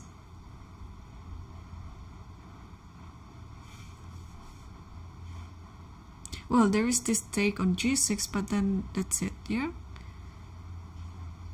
Queen d2, h6. I'm a bit worried here. Here and then knight h4.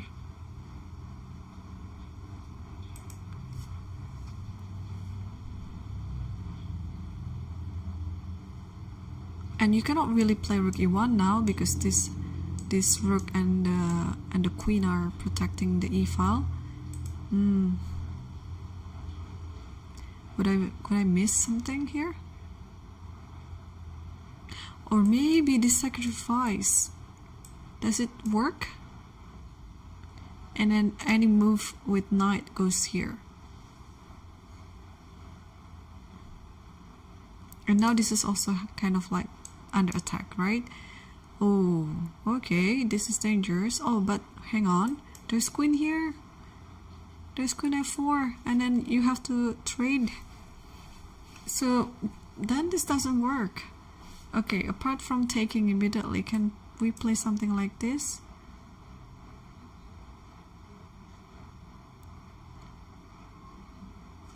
So, and h6 is already on the board.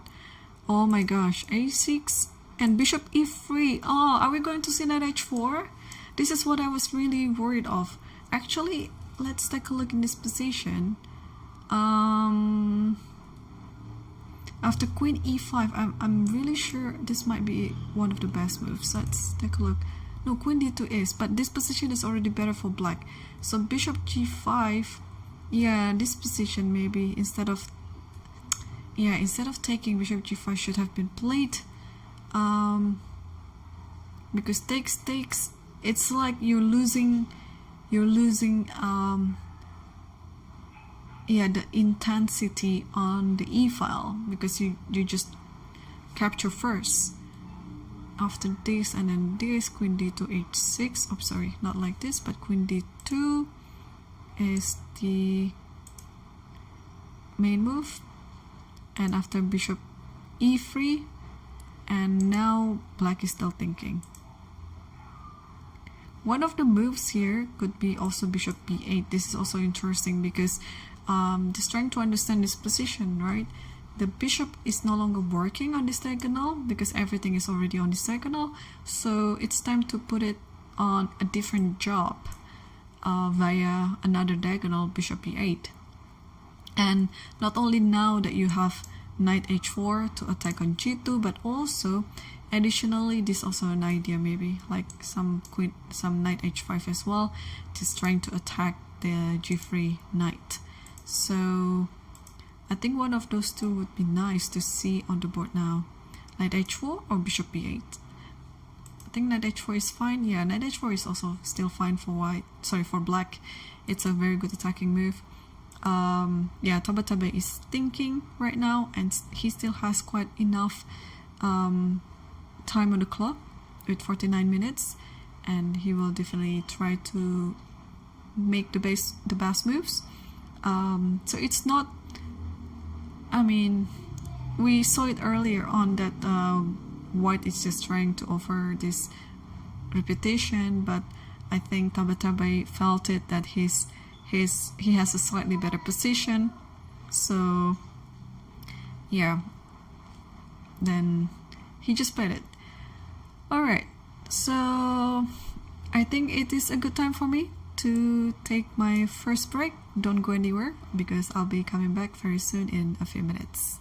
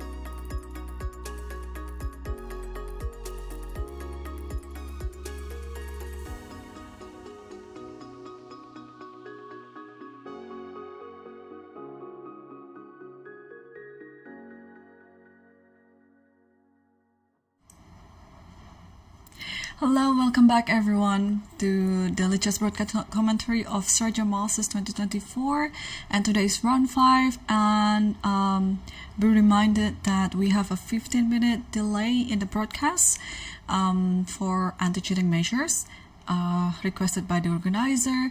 And let's take a look at the first board. So we have 3 leaders, and 2 of them are playing against each other on the first board. Aravin and Salem are currently having 3.5 points out of 4, and the other leader, Niemann, he also had 3.5 out of 4, but he already finished today's round and he made a draw, so he's on to 4 out of 5. And we've seen some development in the game between these 2 leaders. So we saw the position after knight a c7. Here white continued with queen b3, rook f7, knight b5, b6, and followed by queen takes g5. Bishop takes g5, queen takes g5, and knight b takes d6. So white is making a piece sacrifice with bishop takes g5, but trying to get the compensation out of the pawns and the pass pawn on d5. So I'm just trying to understand this position now. So after knight takes d6, let's say knight takes d6, knight takes d6, and maybe after rook, yeah, so this is quite concrete then. If the rook moves, then you can just take on c8, and then this check is over there, and then you're gonna take on the c7 knight. So that is the idea. But if you don't do anything like that, then where does the rook go? If the rook goes here, potentially just this again takes, and then d6 immediately, and I think white just wins on the spot. And after this, if the rook goes here, then what do we do?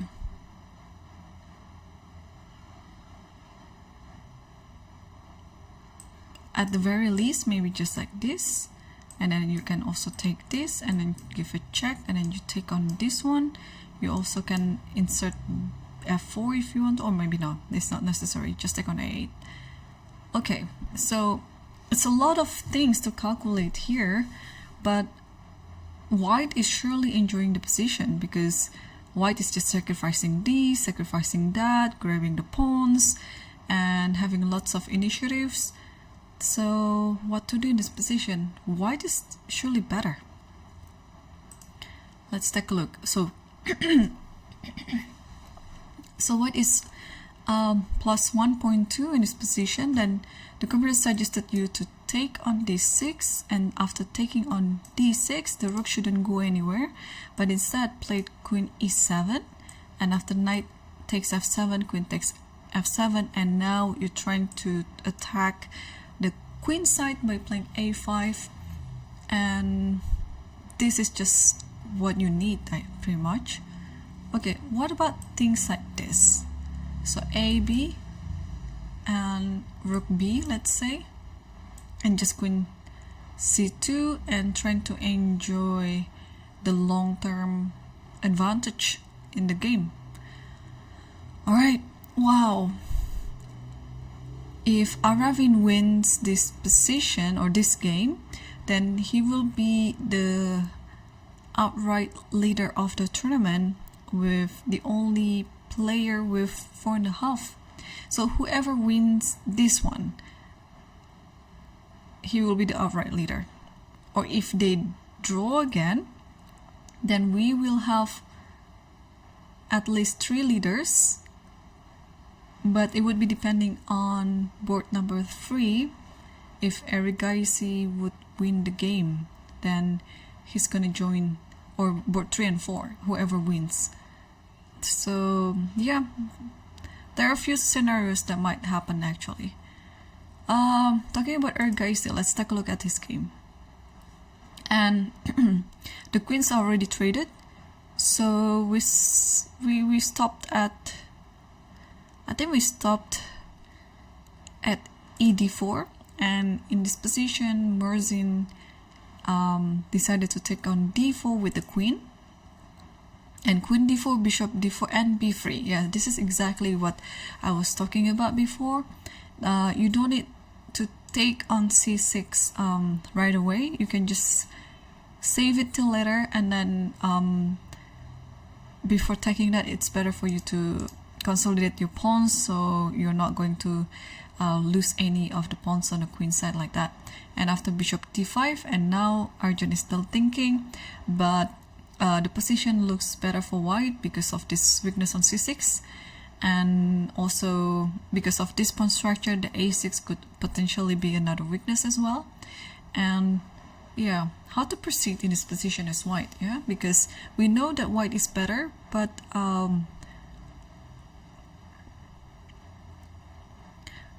okay, my first instinct would be to play rook fd1, just try to attack the d4 bishop, but it's still like a one move threat, or is it?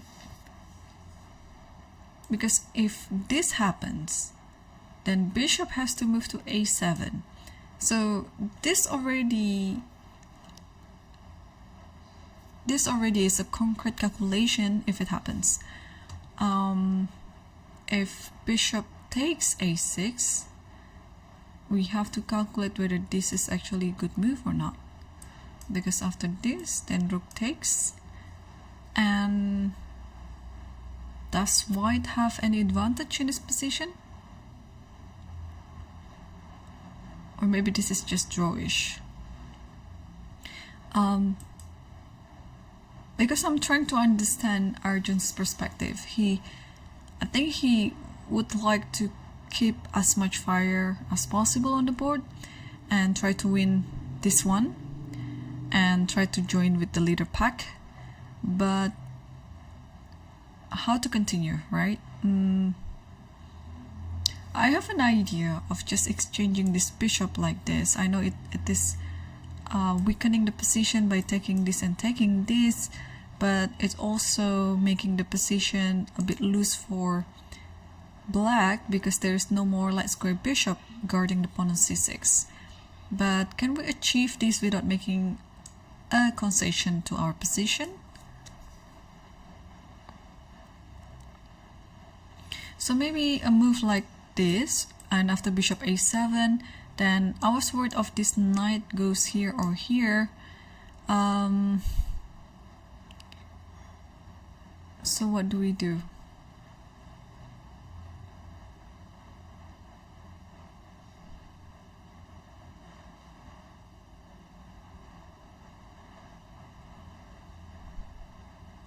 What if I move like this?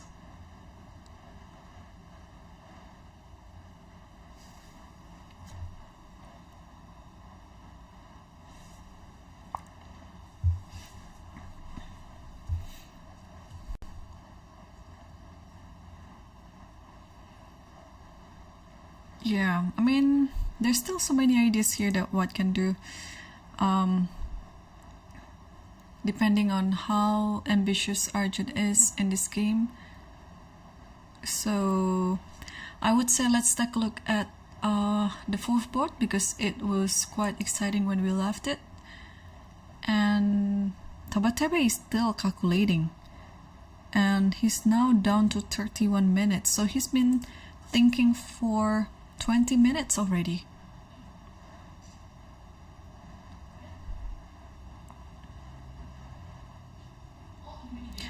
Minutes and counting, because it doesn't look like he's gonna move anytime soon. Okay, so let me scan what are the games we have on the other boards.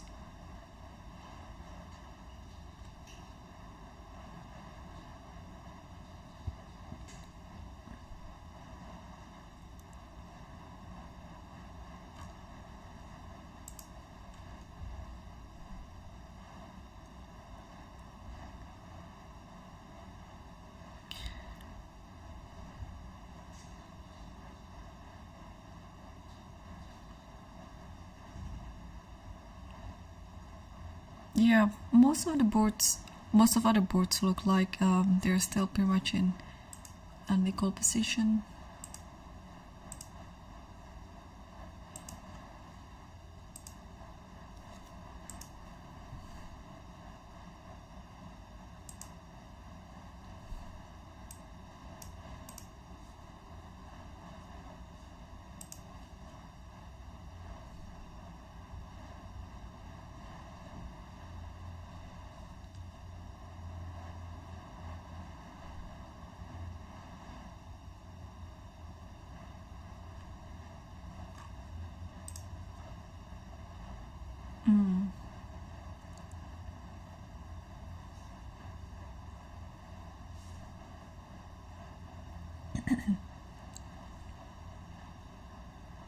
Yeah, there are a few draws already happen in some of other boards as well, in the lower board.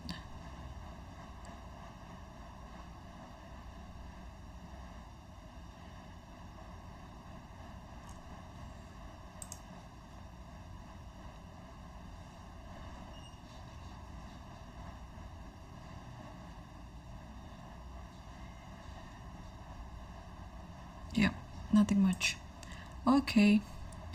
And oh, there's some more moves happening on.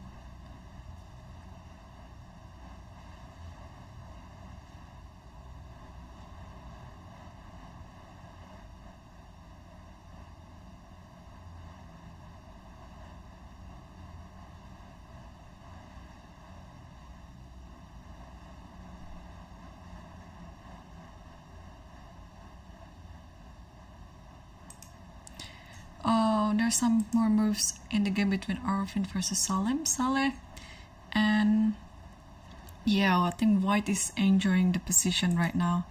By okay, we saw this position takes and then takes, and instead of Queen E7, like what we discussed before, Salem played Queen F6, Knight takes F7, Queen takes F7, and here, I think we discussed about this move A5, yeah. Just try to weaken the queen side like that, and Aravin played it. Wow, he sees everything. He's been playing really well in this game. Yeah, he sees everything, and Black is totally uncomfortable right now. Yeah, so Black has to do something with this pawn then.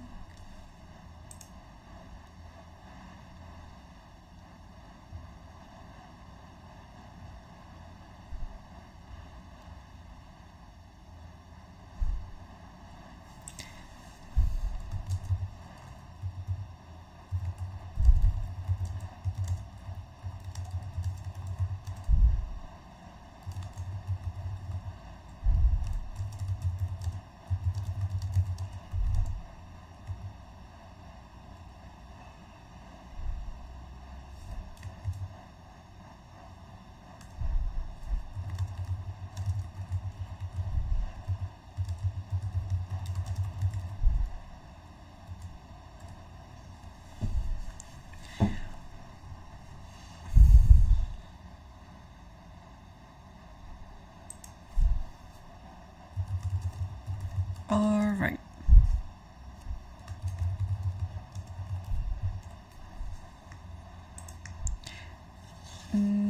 A5 is already on the board, and it seems like Aravin will be the outright leader after this round because everything looks really comfortable for him.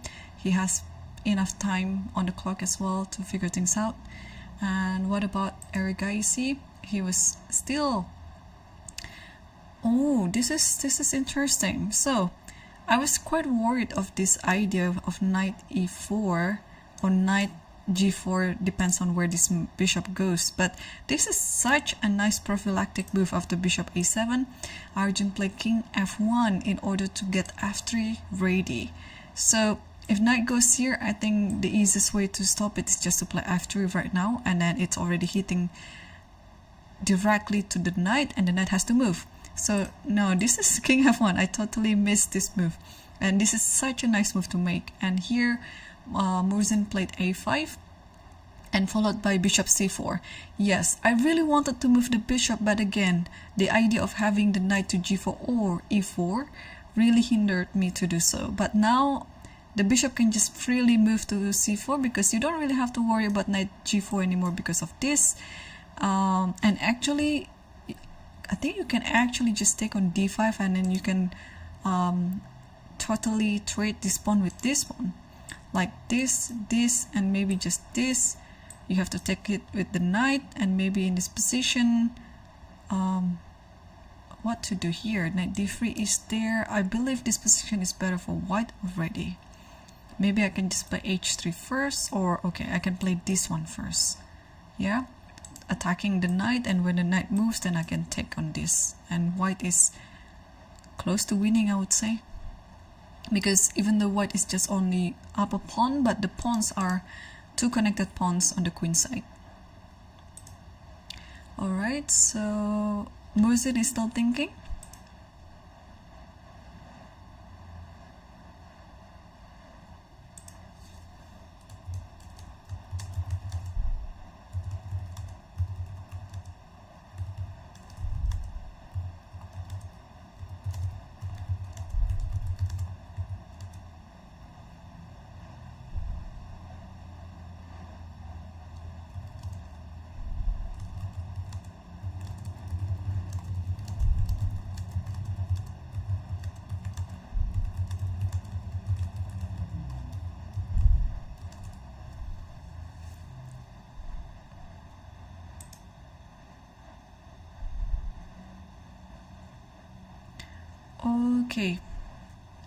Okay, things are looking good for Erigaisi. Let's take a look also the game between Tabatabaei, Ponic versus Tabatabaei. And wow, he just found every single good move. So bishop e3 was the last move, and Tabatabaei played with bishop b8. And now, since he has less time on the clock, even when now it is turn for Ponic to think, Tabatabaei just sat there on the chair and tried to calculate everything. What could be the critical line that he was calculating? Because he spent more than 20 minutes for this move, bishop b8, which looks like quite a natural looking move.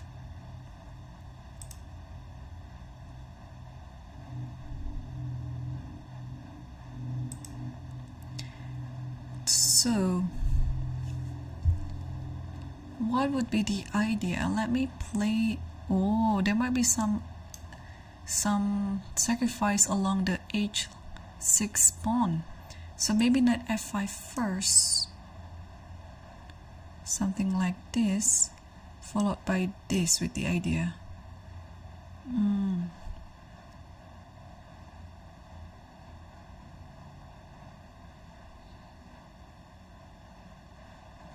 What if knight f5 met by knight f4?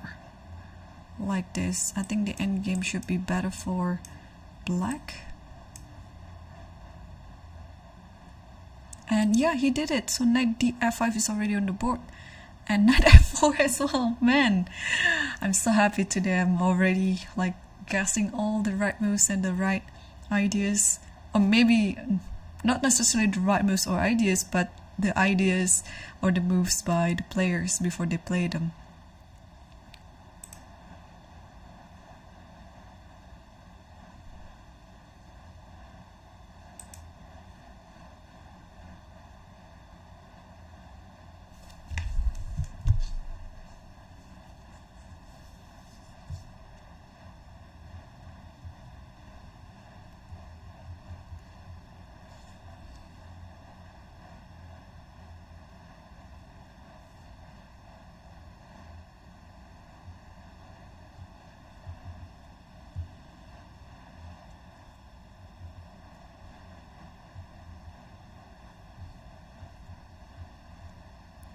Alright,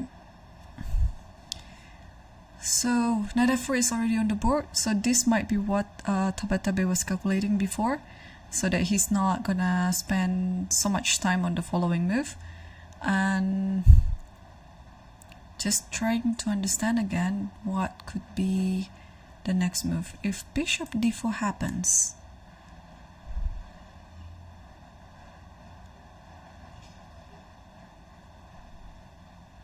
what is going on? Just queen c7 or what? Or queen e6? Queen e6?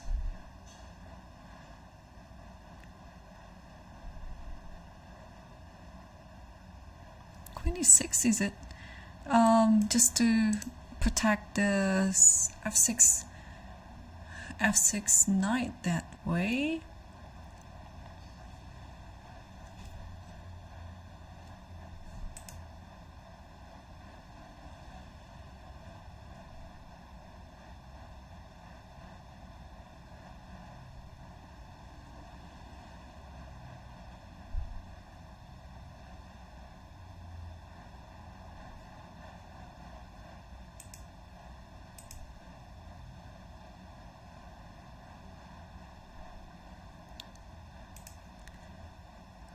Okay, so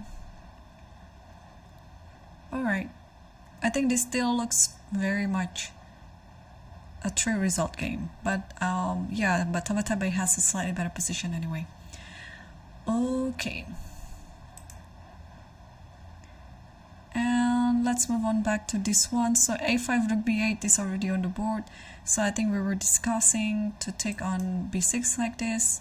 And okay, the computer suggested to take back on b6, but I really don't like this move. I think I would prefer to take it back with the rook, which looks more active, and that the rook has something to do. And I think I remember queen c2 was what suggested. Just gotta be, yeah, if e4 is what happened, then okay, this rook to c1, and we have like a very important attack on the c file now, and you cannot do something like this because of d6. So I think pretty much after rook ac1, black has to play bishop e5, and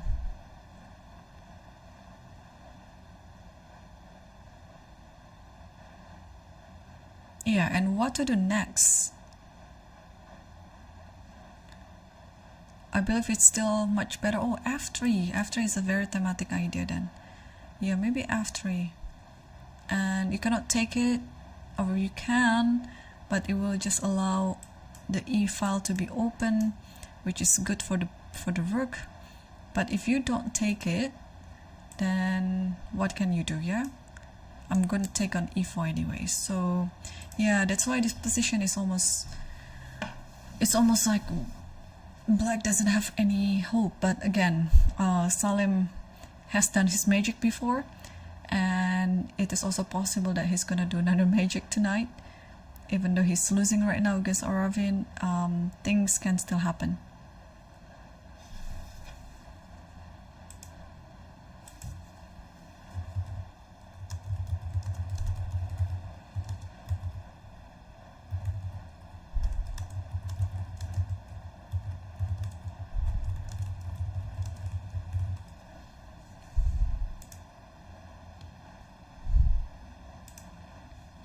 Okay, so still no move yet. Rook b8 is still on the board, and there was just one game that I really would like to take a look.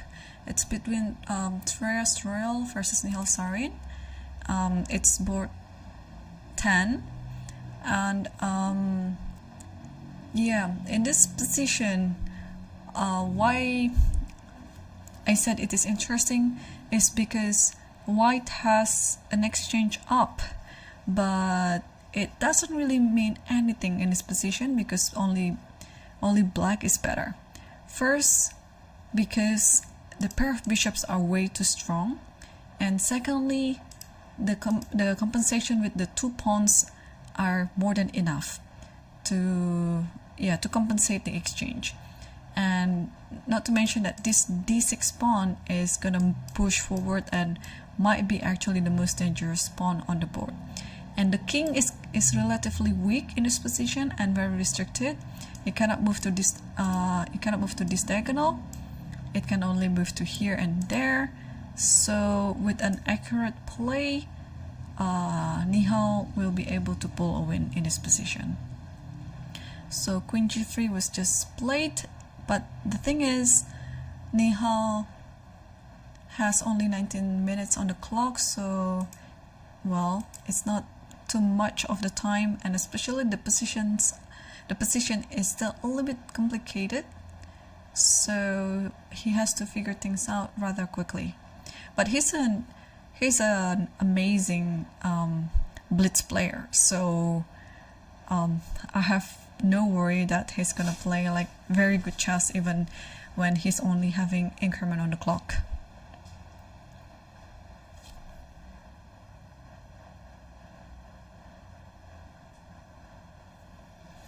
Okay, do we have any updates on the Masters section? I think Erigaisi is still thinking. Oh, so after bishop c4, rook fe8 was on the board. So now let's figure out if this bishop can be taken or not. If bishop takes d5, I think if you take with the knight, then this bishop can just move back like this. And maybe you will try your might to keep an eye on the pawn on c6. But it's still gonna be, yeah, pretty much a long-term weakness. I actually like the idea of rook here with the idea of rook e8 and then rook e2, so it's good. Yeah, you gotta be careful. But also knight b4 is another idea, so gotta be careful in this position not to help your opponent. What else? But if you don't take it, what can you do?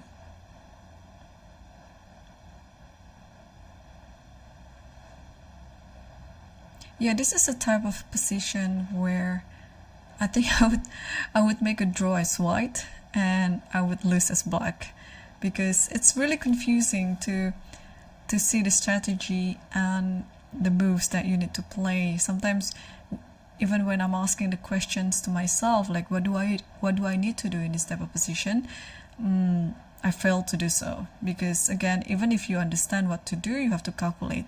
Or even if you are a really good calculator, you really need to know what you need to calculate. Not everything can be calculated. So, well, Arjun is still thinking, and I unfortunately don't have the time situation for this match.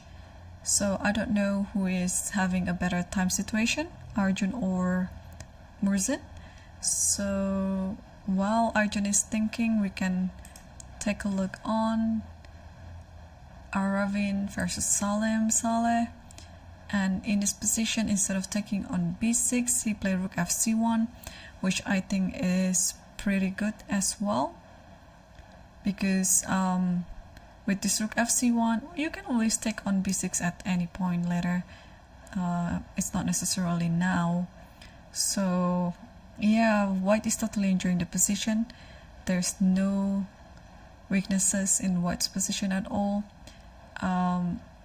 Yeah, white has enough compensation for the other piece, and it's not even like a full piece, it's just like one rook for two pieces.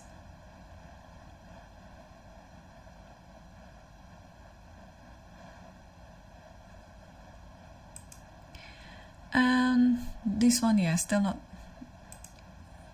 moving yet. And yes, so we finally saw here queen e6, but I kind of like stop after queen e6 because I still cannot figure out what to do here as white, because the position looks like white is very tight down.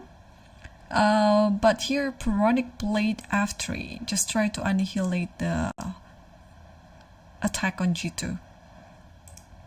Alright, f3. Yeah. Okay, so the position looks more comfortable, of course, as black, but black has to be careful not to be too relaxed, because with this f3, maybe the bishop can come back to e1 with the idea of rook, bishop goes back to f2 with the idea of playing rook e1. So h5 is already on the board, and of course the idea is it wants to be pushed to h4. Yeah, because let's say I just play some bad looking move like a3, just to show the idea. Here takes, and then I think it's just like this. Knight takes here, and if you take this, then bishop takes on, takes the knight on g3, and white should be close to losing here. Okay, so now h4 is the threat.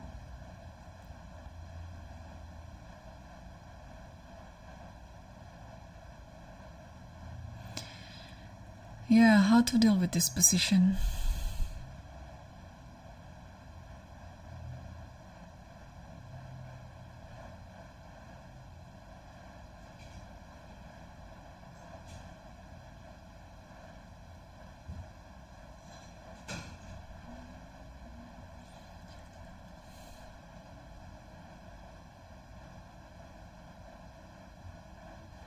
Okay, I saw one line that looks very interesting. I don't know whether it works.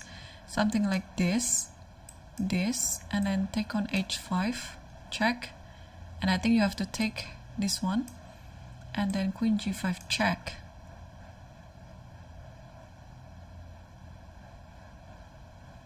And I think you have to try to escape with your king like this, and check like this, and this,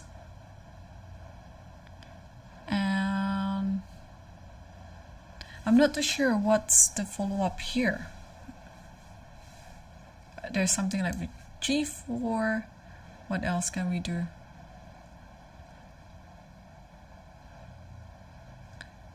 Is bishop here nice? Oh no, there's bishop d6. Okay, this is totally a very interesting line. So takes, and you have to take, and this might be just what Tabatabaei tried to calculate before, because this looks, you just have to see all this type of tactics, whether it's working or not. You just have to scan and see, because this might be working. All right, so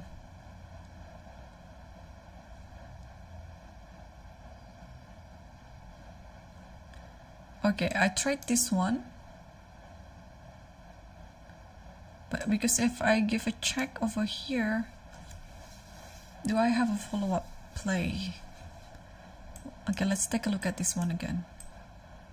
Check in here.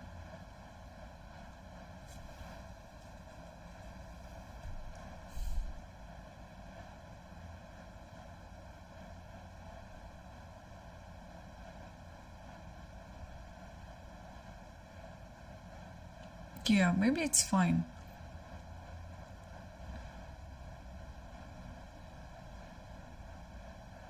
Alright, I'll give a check here. Let's play g4. The thing is, if you play bishop f4 here, trying to trap the queen, maybe this is the move. And after this takes this. But should be fine for black, yeah? Black can just move back king f8 like this. Okay, this is pure calculation, and I guess this is what Ponic is currently thinking right now. Alright, let's move again. Takes. Okay, what did I miss in this position?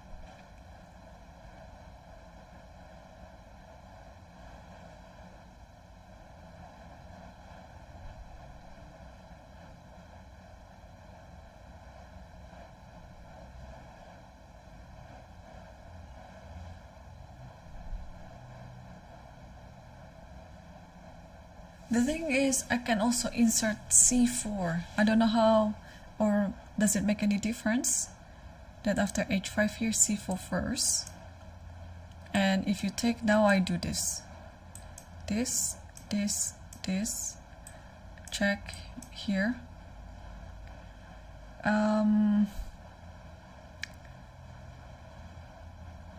Check first here, and then bishop here. with the idea of rook e1.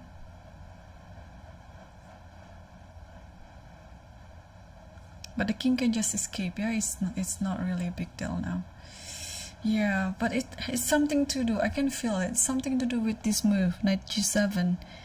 Whether you played it right away or with some inclusion first.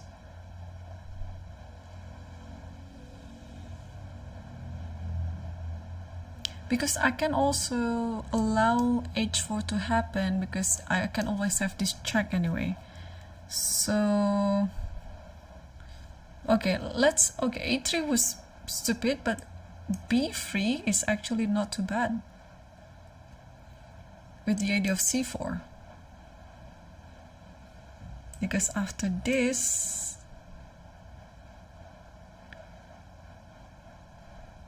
I can do this, yeah? Takes. And maybe now give a check, and after this, I'll just like this, with some compensation. Not compensation, this is also like attacking. I don't know actually who is better in this position.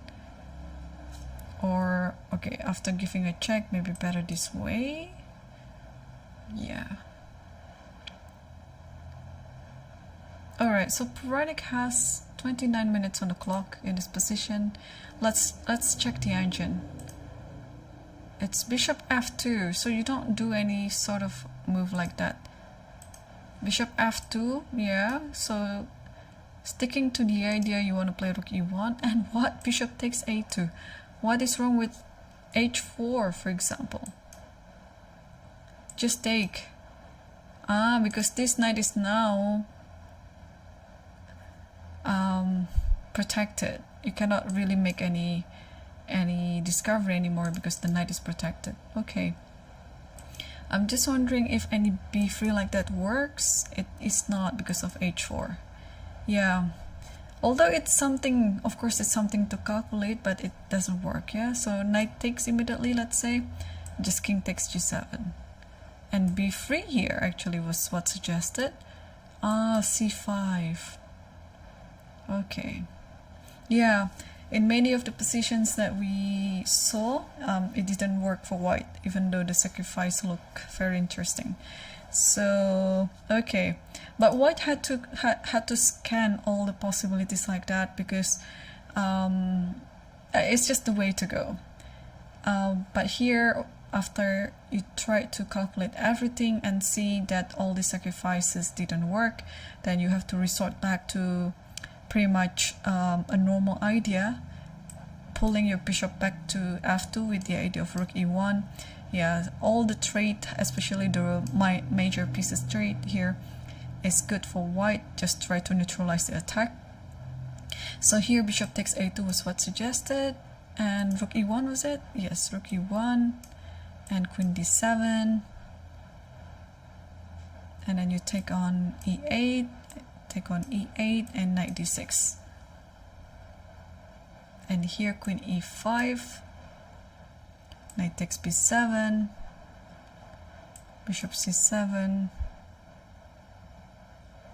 and h4. Oh, I mean, well, this position is still a 3-result game.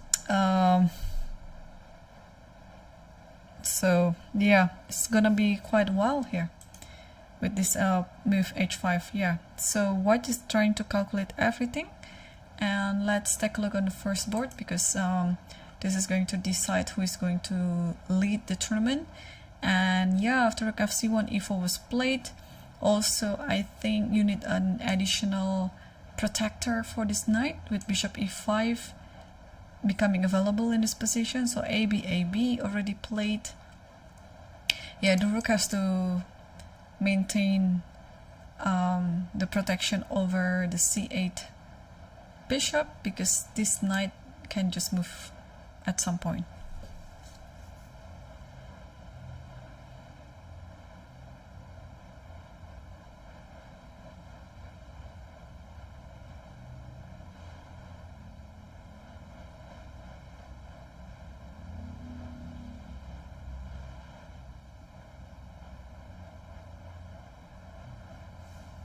Okay, so white is thinking right now about what can white do.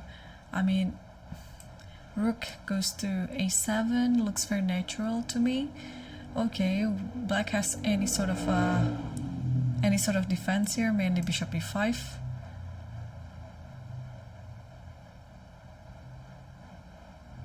But now maybe it's time for this bishop to be working. Maybe play e3 first, followed by bishop f1.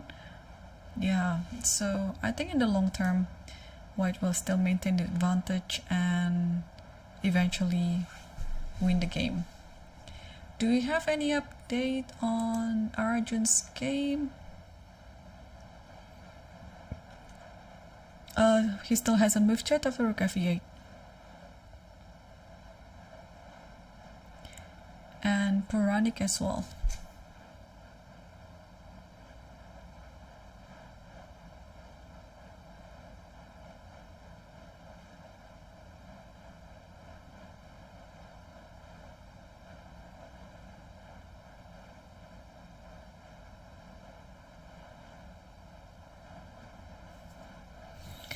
Okay,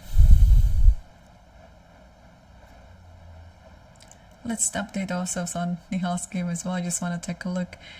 This is a perfect example of total domination by a pair of bishops. Just take a look at all these two bishops that black has. It's one is quite centered, the other one is also equally good.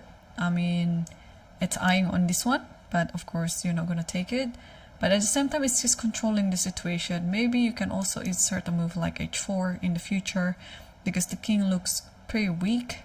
And even though black is down in the exchange, but black has all the compensation for this one.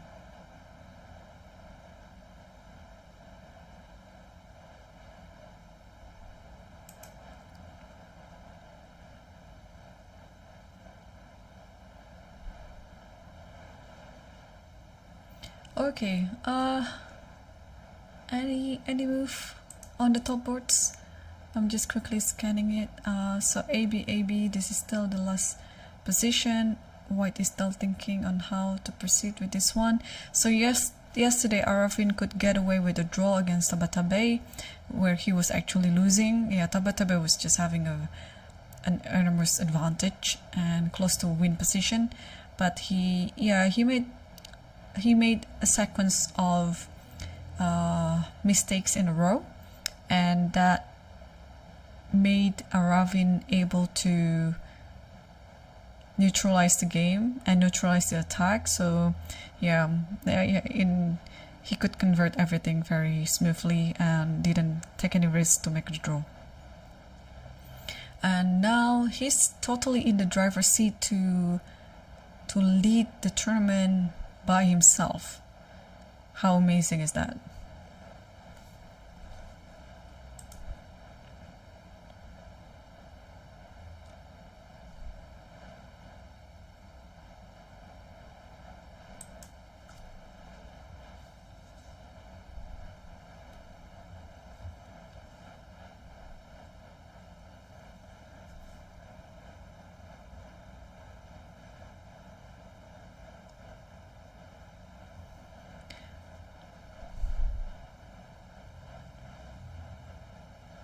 Okay, apart from rook a7, let's also see what computer suggested. Oh, rook a7 is the best move. Okay, that's good then.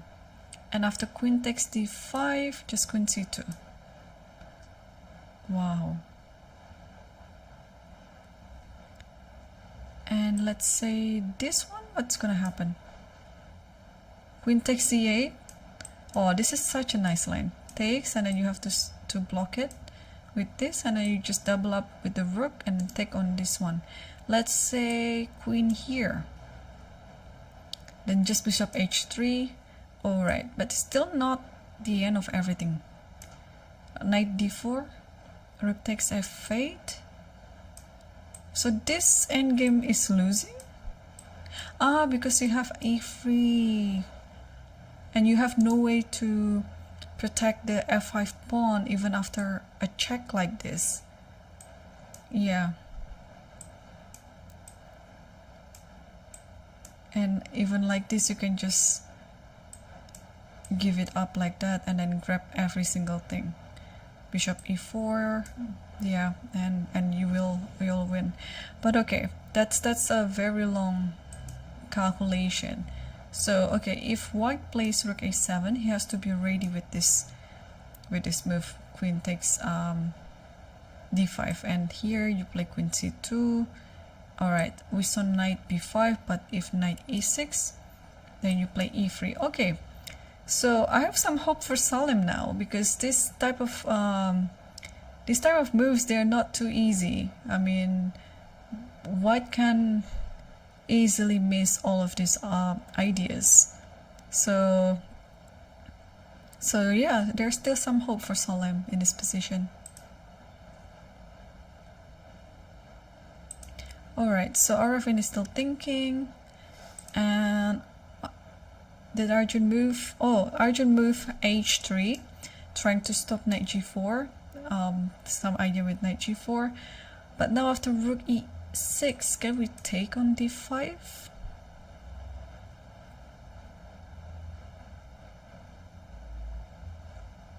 Take on d5, maybe knight takes d5. Or pawn takes d5. But if pawn takes d5, then maybe bishop here. Oh, there is this bishop. Yeah, you cannot do that. Check and check here. I mean, you can. Maybe like this, knight takes, and then knight rook takes d5. Yeah.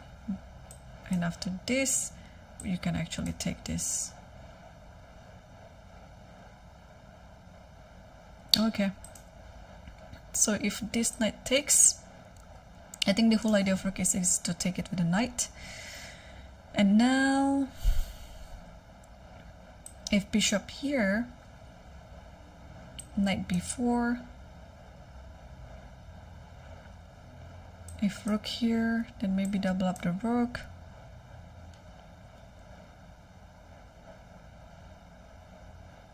Yeah, it's still not sure how to win this one. White might be just better, but it's not that easy to win the pawn on c6, or any pawn. Alright, so meanwhile, let's take a look at Ponic versus Tabatabaei. And Ponic found the best move, bishop f2. And here Tabatabaei played g6, so I think the computer suggested to play bishop takes a2, but that's really, I mean, human wouldn't do that, I guess. It's just pure calculation. So g6 was played, followed by rook e1 and queen d7.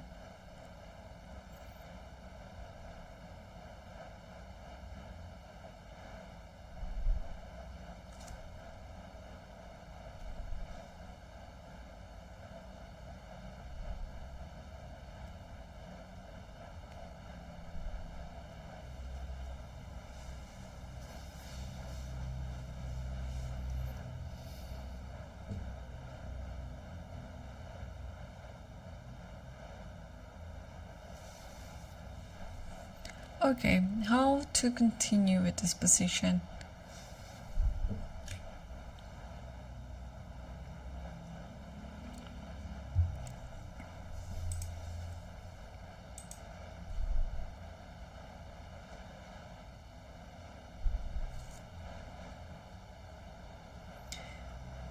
So rook takes e8. That is it a good candidate move here, but this knight is under attack right now. I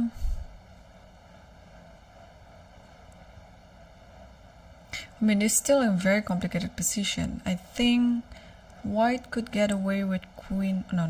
I thought it was possible. But yeah, the knight is still under attack. So maybe the knight has to move.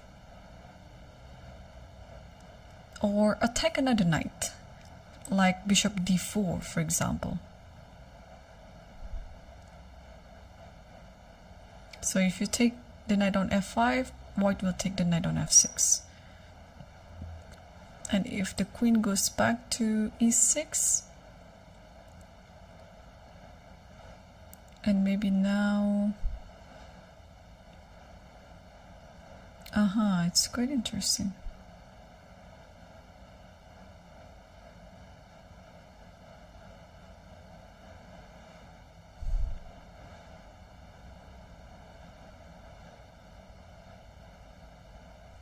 Is queen e3 a move?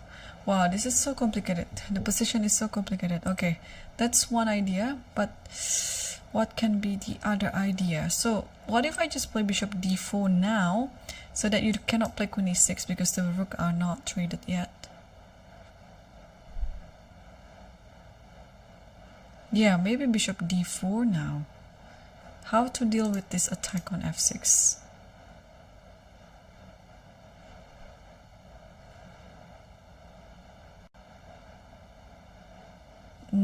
Retreating the knight, but that's gonna be lost. Oh, that's such a immediate lose. Like after this, check on h6, I guess,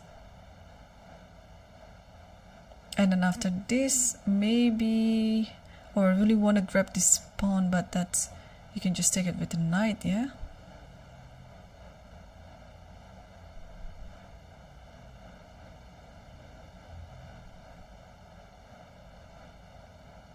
No, this is a dangerous position. Like if I give a check here, king goes here.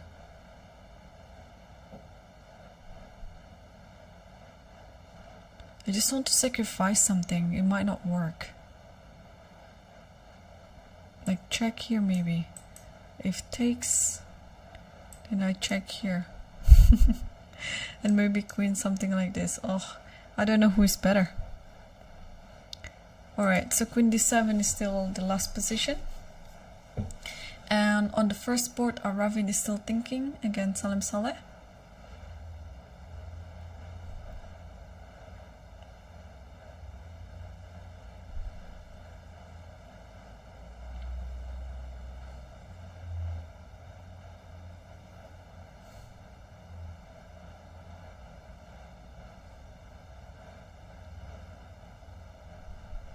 And I think he did bishop d4 as expected.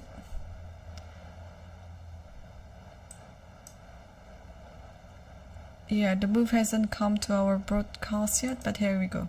Bishop d4. Yeah, it is always the question on how to deal with this attack on f6.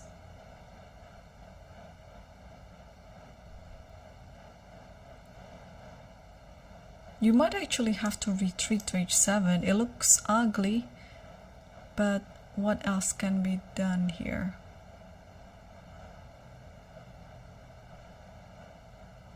Alright, if take this, just wanna, and then you cannot really take this. It looks good, but after this, then there's this check and checkmate on g7. Okay. Also, yeah, the thing is, if you take this and takes this, additionally, the knight can have this square to e7 later. So let's take this, takes this, and then maybe takes this and this now, and play this position.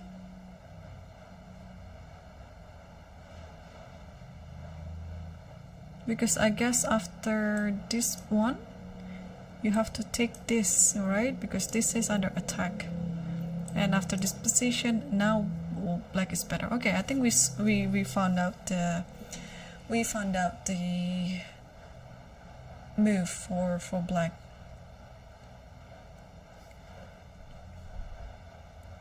Yeah. So just take on this one.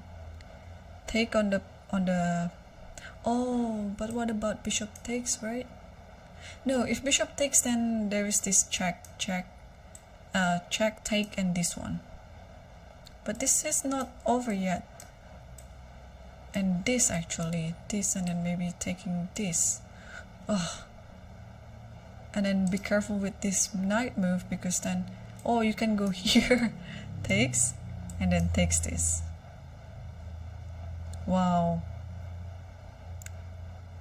I'm just wondering which one that he's gonna take on this position.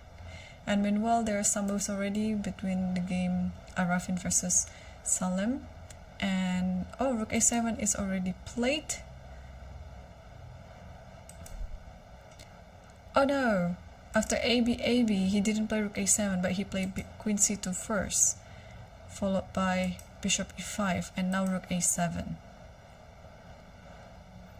So obviously if the queen takes, this rook will take on c7, and now rook b7 is there, bishop b7 is there.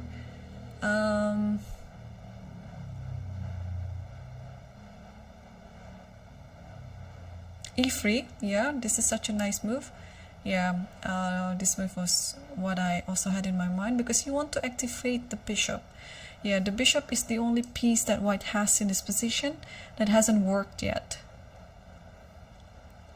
So by activating via f1, it can go to c4, and then this diagonal is such a nice diagonal for the bishop.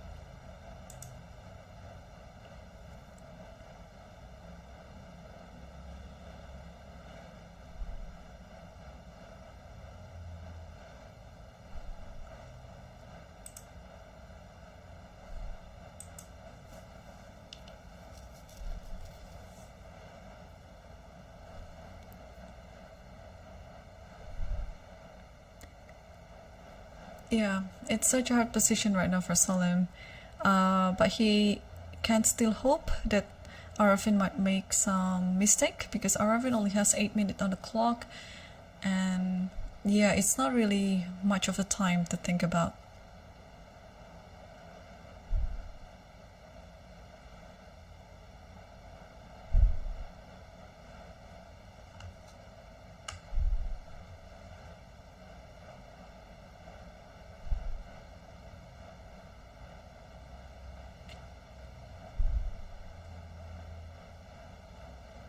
Okay, and let's take a look at Arjun's game.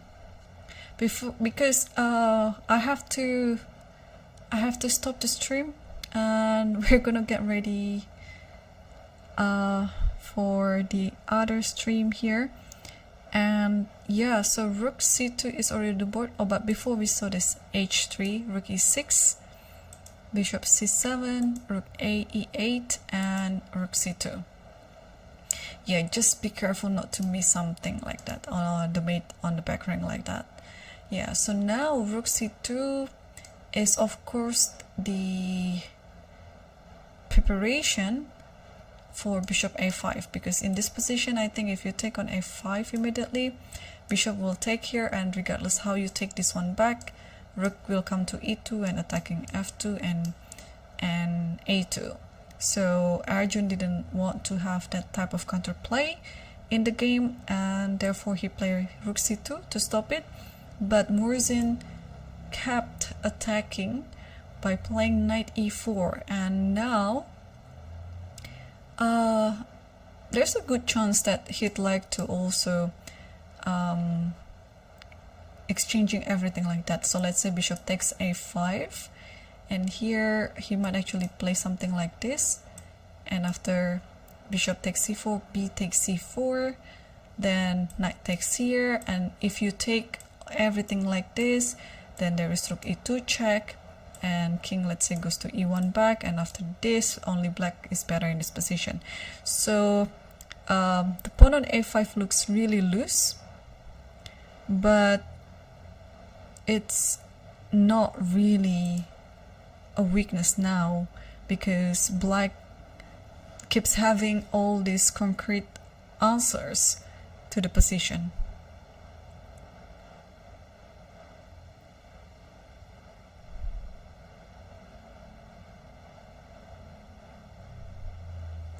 Alright, so let me get my predict before I have to end the stream. Okay, so for this position, obviously Aravin is better in this position, but Salem still have some hope, especially about the time situation. So, well, but I still predict that white wins this one, and therefore Aravin will be the sole leader of the tournament after round 5. And the game between Erigaisi versus Morzin, I feel like somehow it might end up with a draw. Arjun might keep pushing, but Morzin will find all the answers to to all the threats. So my prediction that this is gonna be a draw. And board 4, this is a very complicated position. So knight h7 is already played. Yeah, this is still a 3 result game. I don't know how to predict, like both of the players are totally attacking each other. So yeah, I mean, this would be very interesting to keep an eye on. So hopefully the better player will win this one, or if they are going to settle for a draw, I think it is also a fair result. All right, yeah, I hope you have a good night, and unfortunately I have to end the stream now, and but tomorrow we will reconvene at the same time, same place again. The games will be playing at the same time as usual at 3 p.m. local time, and I hope you'll be there to tuning in with us on lichess.org, on YouTube and on Twitch. So yeah, so thanks for watching, and see you tomorrow.